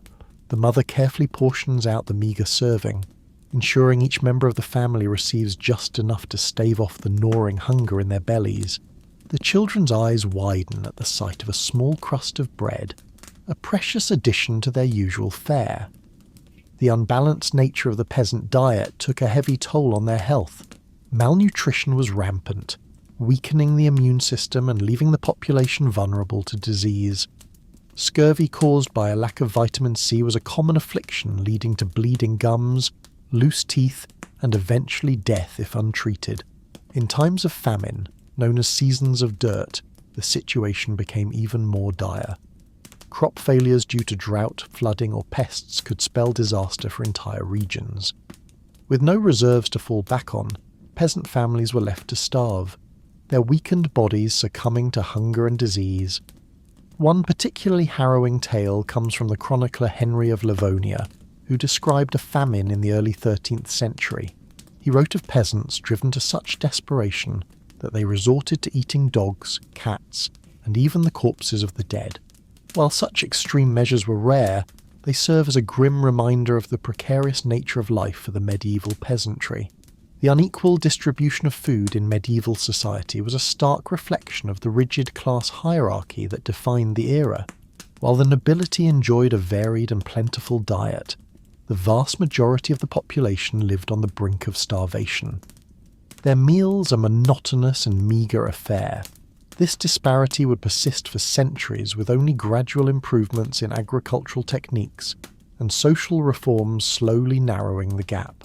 As we continue our journey through the culinary landscape of the Middle Ages, we turn our attention to another scourge that plagued the populace: adulterated food and drink. In a time before strict regulations and quality control, unscrupulous merchants and producers often resorted to cutting corners and deceiving their customers in the name of profit. One common target for adulteration was bread, a staple of the medieval diet. Bakers seeking to stretch their meagre supplies of flour would mix in a variety of unsavoury additives. Ground acorns, chalk, sawdust, and even ground bones were among the fillers used to bulk up the loaves. The resulting bread was often dense, gritty, and lacking in both flavour and nutrition. Ale and wine, the favoured drinks of the era, were also subject to tampering.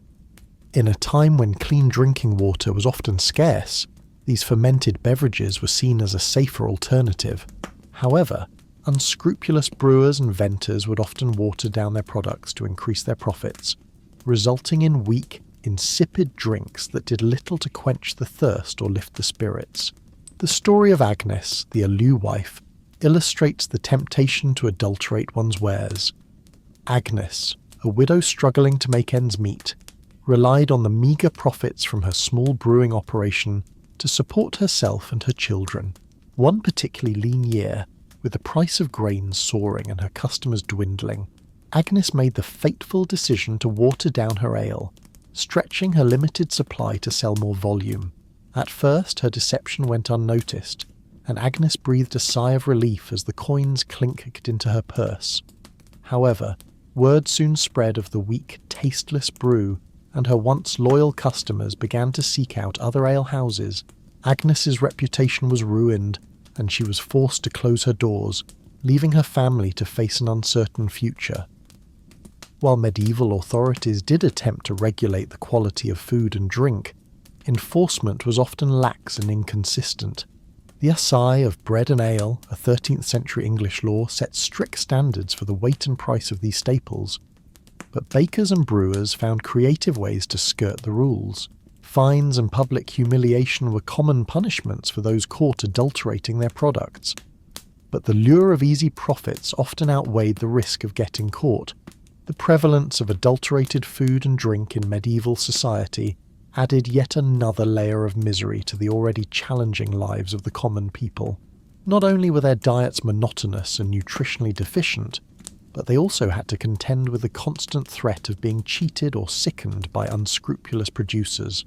It was a harsh reminder of the powerlessness of the masses in the face of a system stacked against them. As we delve deeper into the realities of medieval food, it becomes increasingly clear that the romantic image of a bountiful rustic past is a far cry from the truth. For the vast majority of the population, eating was a daily struggle fraught with scarcity, monotony, and the ever-present spectre of adulteration.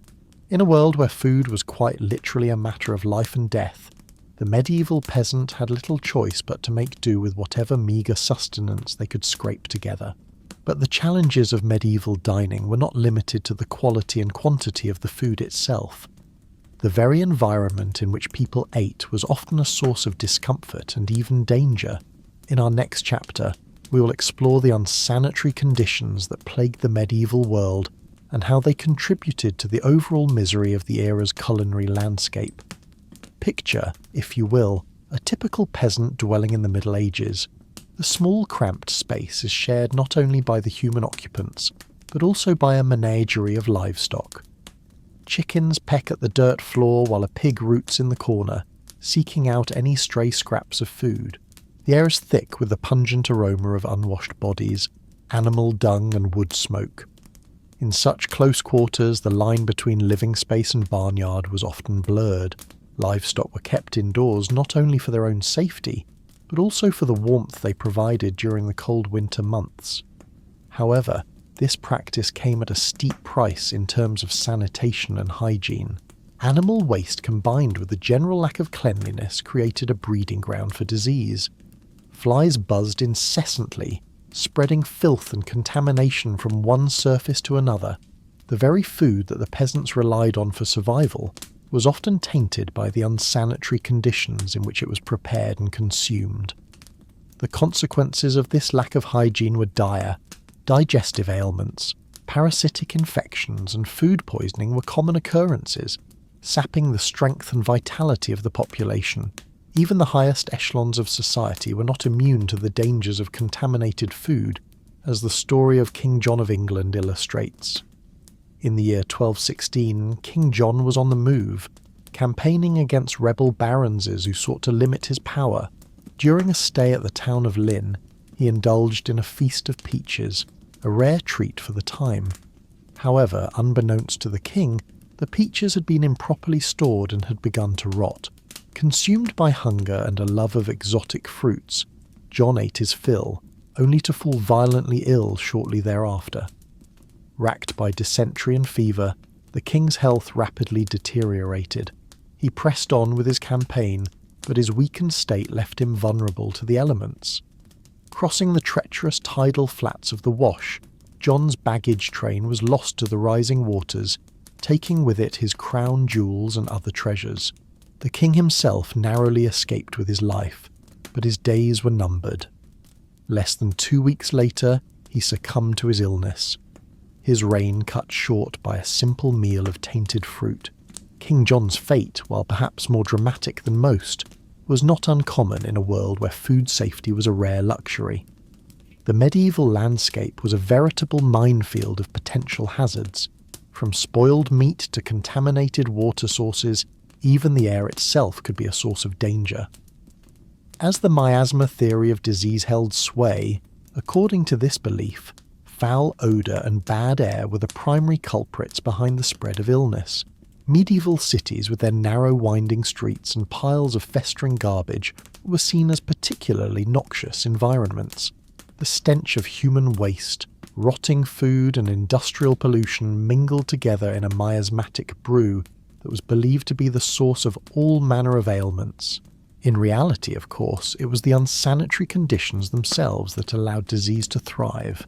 The Black Death, which wiped out an estimated 1 to 3 of Europe's population in the 14th century, was spread not by bad air, but by fleas infected with the bacterium Yersinia pestis.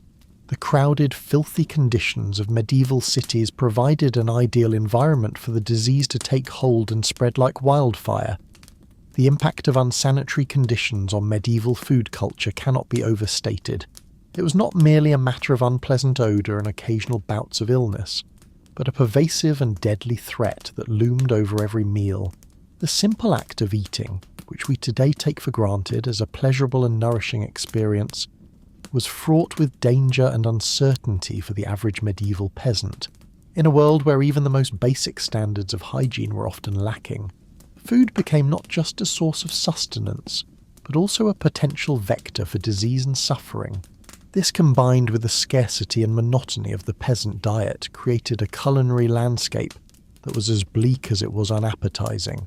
As we continue our exploration of why food in medieval times sucked, it is important to remember that the challenges we've discussed so far, the lack of variety, the difficulty of preservation, the unbalanced diets, and the unsanitary conditions, were not the only factors at play. In our next chapter, we will turn our attention to the role of the Church in shaping the culinary habits of the time, and how religious doctrine often compounded the already considerable hardships faced by the average medieval diner. But first, let us take a moment to reflect on the incredible resilience and adaptability of our ancestors. In the face of unimaginable adversity, they found ways to survive and even thrive, leaving behind a legacy that continues to shape our world to this day. As we tuck into our own meals, let us spare a thought for the medieval peasant whose daily struggle for sustenance was a testament to the indomitable human spirit. For the medieval peasant, the hardships of daily life were compounded by the strict religious doctrines of the Catholic Church. In a society where the Church held immense power and influence, its teachings and edicts permeated every aspect of life, including the most basic of human needs, food. Central to the Church's dietary restrictions were the concepts of fasting and abstinence. On designated days throughout the year, particularly during the season of Lent, the faithful were required to abstain from consuming meat and to limit their overall food intake. For the already undernourished peasantry, these restrictions could be particularly burdensome. Imagine, if you will, the plight of a poor peasant family during the 40 days of Lent. Already subsisting on a meagre diet of gruel and bread, they were now expected to forego even the occasional scrap of salted pork or dried fish that provided a modicum of flavour and sustenance to their meals. The growling of empty stomachs became a constant companion as they struggled to maintain their piety in the face of knowing hunger. The story of John and Matilda, a fictional but all too typical peasant couple, illustrates the hardships faced by many during this time. With a small plot of land and a few scrawny chickens, they barely managed to feed themselves and their 3 children during the best of times. When Lent arrived, they dutifully put away their meagre stores of preserved meat and resigned themselves to a diet of thin gruel and boiled turnips. As the days wore on, their energy flagged and their tempers frayed. The children, too young to understand the reasons behind their deprivation, cried incessantly from hunger. John, a devout man, struggled to maintain his faith in the face of such hardship, while Matilda secretly dreamed of the savoury stew she would make when Lent was finally over. The couple's plight was not unique. Across the land, peasant families faced similar struggles, their already meagre diets further restricted by the dictates of the Church. Some, driven by desperation, resorted to poaching in the royal forests, risking severe punishment if caught. Others simply went without, their bodies weakening and their spirits breaking under the weight of their devotion. While the intentions behind the Church's dietary restrictions were ostensibly noble, to encourage spiritual reflection and penance, their impact on the peasantry was often dire. In a society already plagued by scarcity and inequality, the added burden of religious fasting could be the difference between life and death. Yet, even in the midst of such hardship, there were glimmers of hope and compassion. Monasteries and abbeys, with their vast land holdings and well-towed ladders, often served as a source of food aid for the poor. Monks and nuns, bound by their vows of charity and hospitality, would distribute bread and ale to the hungry, providing a brief respite from the gnawing pain of an empty belly. One such story tells of a kind-hearted abbess named Hildegard, who, upon seeing the gaunt faces of the peasants who came to her abbey seeking alms, ordered her kitchens to prepare a hearty pottage of vegetables and barley to be distributed to all who asked. The grateful recipients, their spirits lifted by this unexpected act of kindness, returned to their homes with renewed strength and a glimmer of hope in their hearts. Such acts of compassion, however, were all too rare in a world where the divide between rich and poor was vast and unyielding. The Church, for all its teachings of love and charity, was often complicit in maintaining the rigid social hierarchy that kept the peasantry in a state of perpetual poverty and hunger. As we reflect on the role of religion in shaping the culinary landscape of medieval Europe, it is important to recognise the complex interplay of faith, power, and social inequality that defined the era. For the peasantry, food was not merely a matter of sustenance, but a daily reminder of their place in a world where even the most basic of human needs could be subject to the whims of the powerful.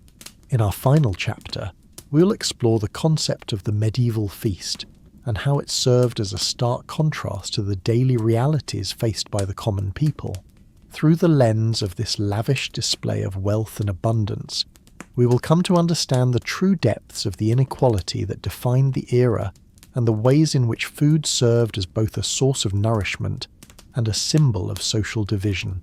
But first, let us pause for a moment and imagine ourselves in the place of the medieval peasant. Their hunger a constant companion, and their faith tested by the unyielding dictates of the church. In their struggles and their resilience, we may find a deeper appreciation for the abundance and choice that we so often take for granted in our own lives. As we have seen, the life of a medieval peasant was one of constant hardship and deprivation, with food being a daily struggle rather than a source of pleasure or comfort. Yet, in stark contrast to this bleak reality, there existed another world entirely, that of the royal feast. In the great halls of castles and palaces, the nobility would gather to indulge in lavish banquets that were a far cry from the meagre fare of the common people. These feasts were not just a display of wealth and power, but also a symbol of the vast chasm that existed between the ruling class and the masses. Imagine, if you will, the scene of a grand medieval feast. The great hall is lit by the flickering light of countless candles, their warm glow illuminating the rich tapestries and gleaming silver that adorn the walls. The tables are laden with a vast array of dishes, each more sumptuous than the last.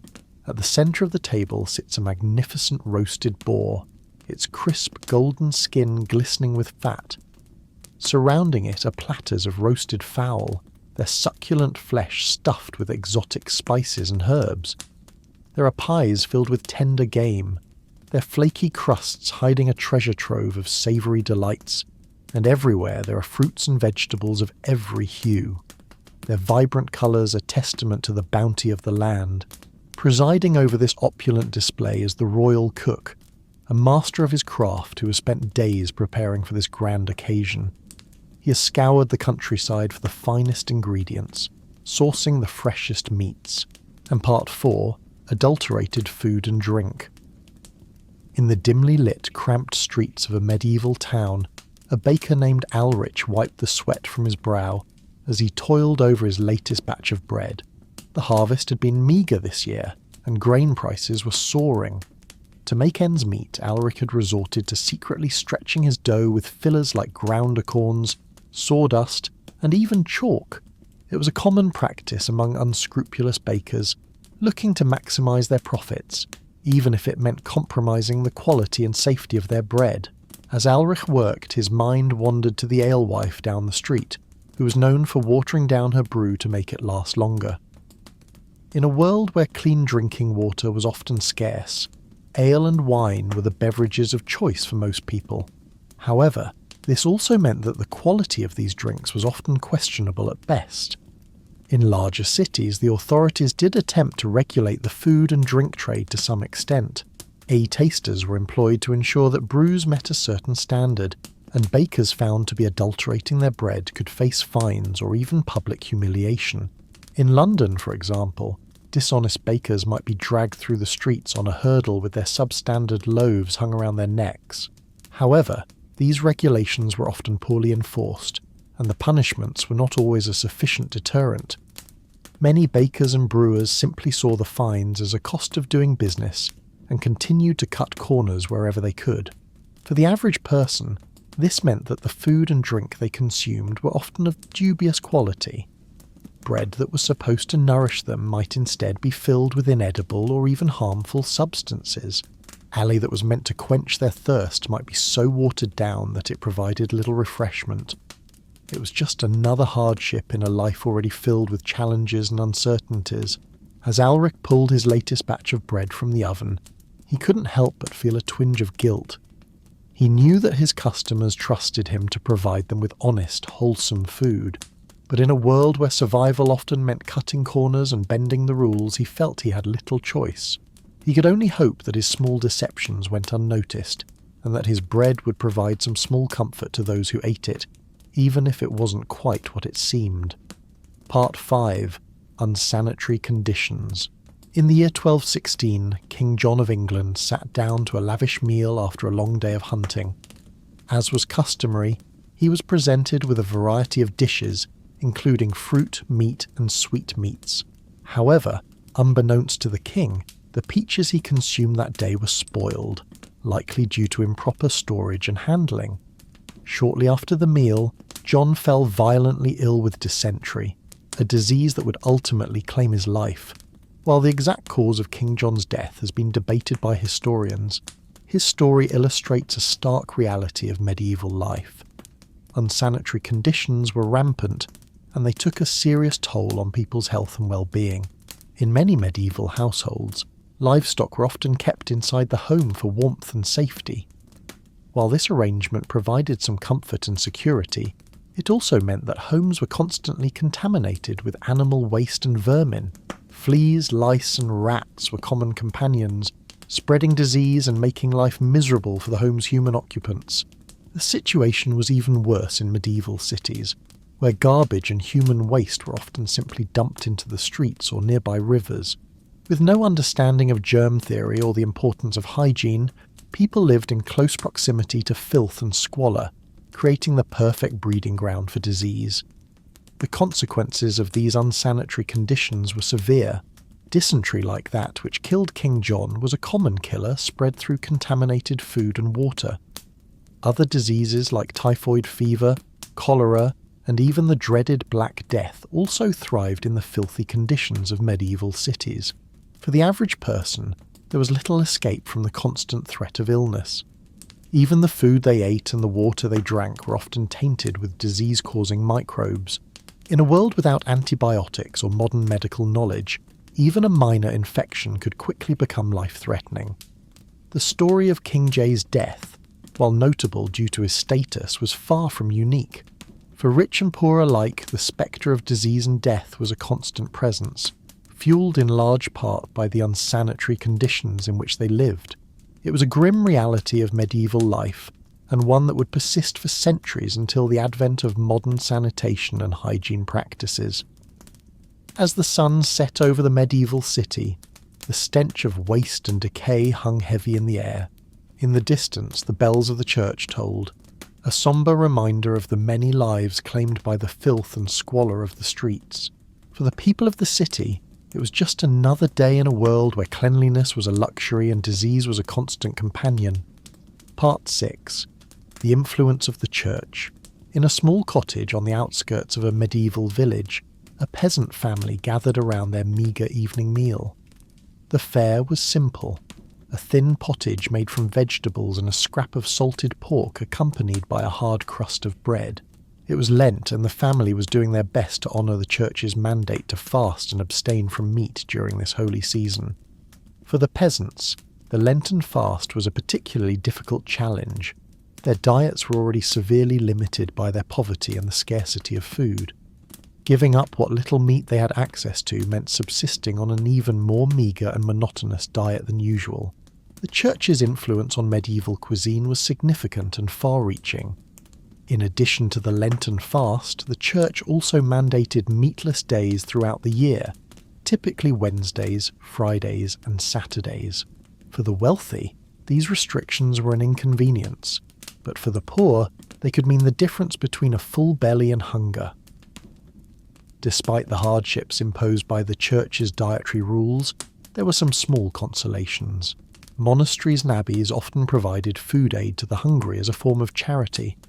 Monks and nuns would distribute bread, ale, and sometimes even meat to the poor, particularly on holy days and festivals. However, this charity was not always enough to alleviate the suffering of the peasantry. In times of extreme scarcity, some peasants resorted to poaching game from the royal forests, risking severe punishments if caught. The church, in collaboration with the secular authorities, strictly enforced these hunting bans, viewing poaching as a sin against God and a crime against the king. As the peasant family finished their meagre Lenten meal, they bowed their heads in prayer, thanking God for what little they had. They knew that the fast would not last forever, and that Easter would bring a brief respite from the monotony and scarcity of their diet. But they also knew that the church's influence on their daily lives would continue long after Lent had ended. The cycle of fasting and feasting, of scarcity and abundance, was woven into the very fabric of medieval life, shaping not only what people ate, but how they lived and worshipped. In the grand cathedrals and humble parish churches, the priests preached the virtues of fasting and self-denial.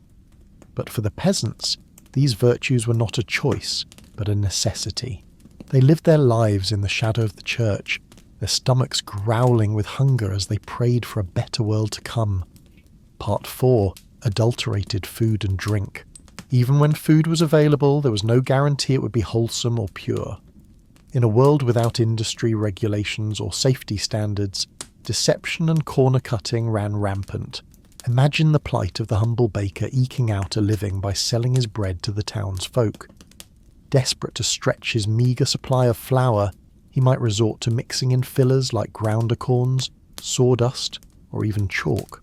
While these additives may have bulked up the loaves, they certainly didn't make for a nutritious or appetizing meal.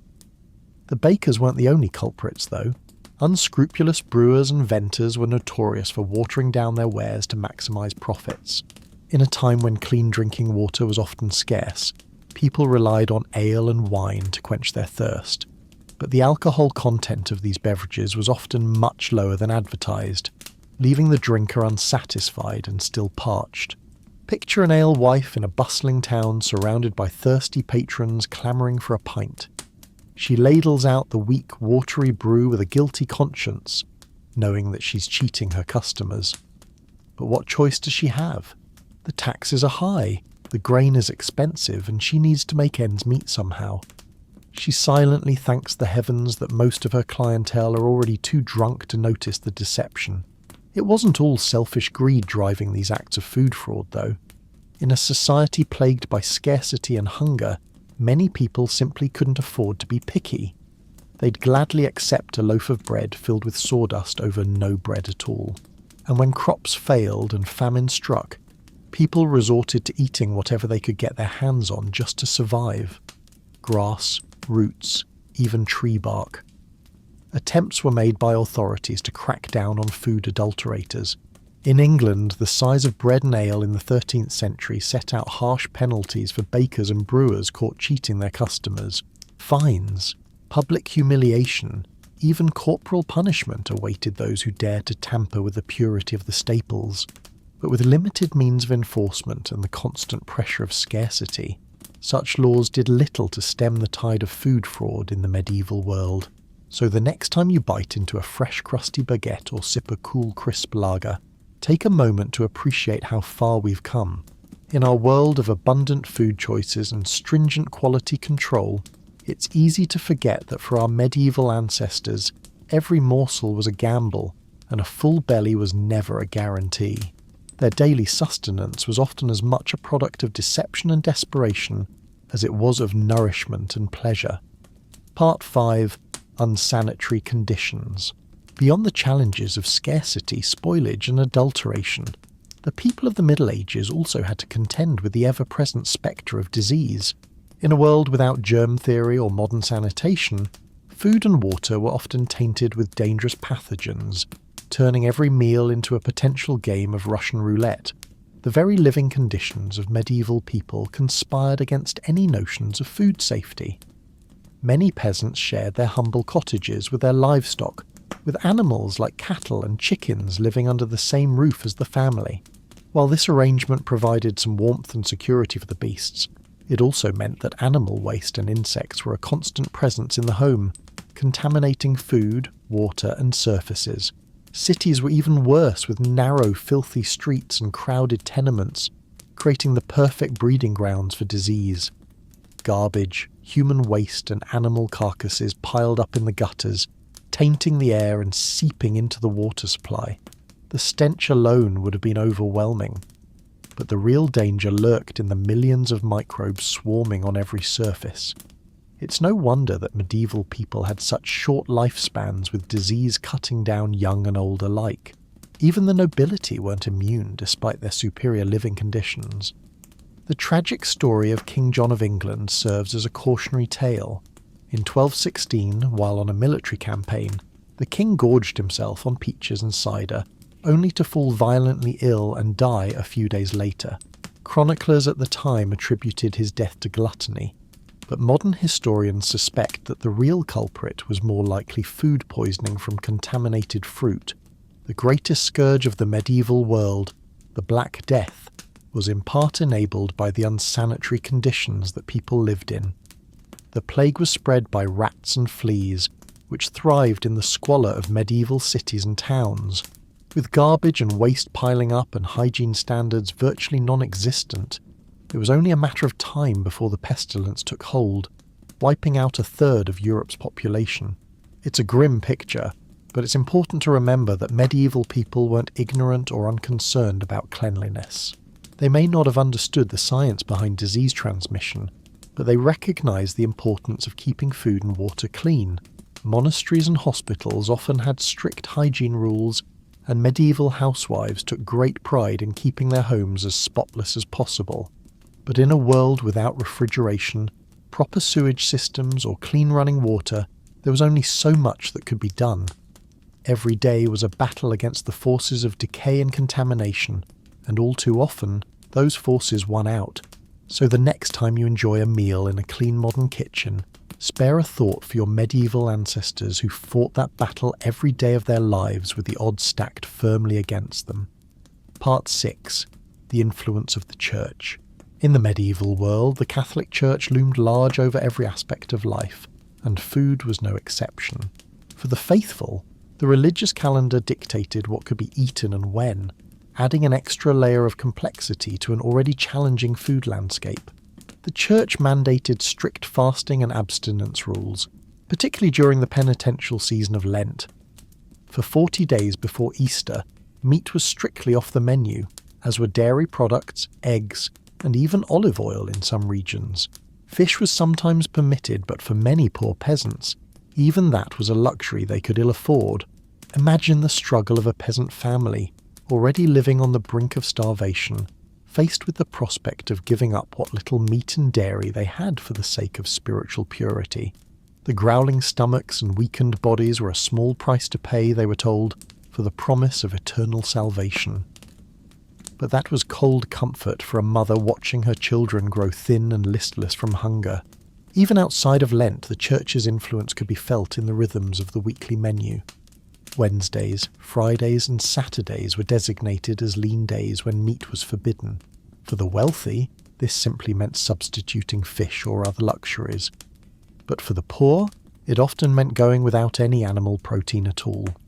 There were some small mercies, however. Monasteries and abbeys often provided food aid to the hungry as part of their mission of charity. Monks would distribute bread, soup and ale to the needy, offering a rare respite from the gnawing hunger that was a constant companion for so many. Some even opened their doors to travellers, providing a warm meal and a bed for the night to those who could not afford an inn. But even this generosity had its limits. The Church was also a major landowner, controlling vast swaths of agricultural land and forests. Peasants who dared to poach game from these lands to feed their families faced severe punishment, including fines, flogging, and even exile. The irony of a supposedly charitable institution hoarding its wealth while its flock starved was not lost on many. The impact of the Church's dietary restrictions on the medieval populace cannot be overstated. For people already struggling to find enough to eat, the added burden of religious fasting and abstinence could be the difference between life and death.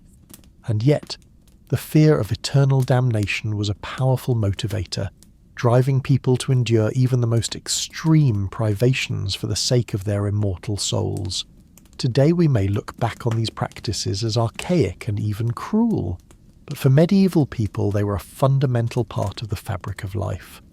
The Church's hold on the hearts and minds of the faithful was unquestioned, and its dictates carried the weight of divine law. To defy them was to risk not only earthly punishment, but the fires of hell itself. And so with gritted teeth and growling bellies, the people of the Middle Ages soldiered on, secure in the knowledge that their suffering would be rewarded in the world to come. And so we come to the end of our journey through the dismal depths of medieval cuisine. It's a testament to human resilience that people managed to survive and even thrive at times on such a meagre and unreliable food supply. The scarcity, the spoilage, the sheer monotony of GRL and gruel again. It's enough to make one grateful for the simple pleasure of a crisp apple or a well-spiced curry. Can you imagine the astonishment on a medieval peasant's face if they were transported to a modern supermarket? The gleaming aisles packed with more food than a king's banquet hall, the rainbow of fresh fruits and vegetables in the produce section, the fragrant loaves of bread that would have seemed like manna from heaven to a hungry serf, and the sheer abundance of it all. Enough food to feed a village all under one roof. Of course, we still face challenges in our modern food system. Inequality, waste, environmental degradation. These are all issues that we must grapple with. But we have also made incredible strides since the days of rancid meat pies and turnip growl. We have a greater understanding of nutrition, of food safety, of the importance of variety and balance in our diets. We have the ability to preserve and transport food across great distances to enjoy flavours from around the world in our own kitchens. So the next time you sit down to a meal, take a moment to savour it. Appreciate the complex interplay of flavours, the freshness of the ingredients, the skill of the preparation, and spare a thought for our medieval ancestors who endured so much hardship and hunger in the face of such scarcity. And with that, we come to the end of our boring history of medieval food. I hope it has provided some interesting context to your understanding of the past, and perhaps even lulled you into a peaceful slumber. If you enjoyed this video, please consider giving it a like and subscribing to the channel for more soporific historical content. Until next time, sweet dreams.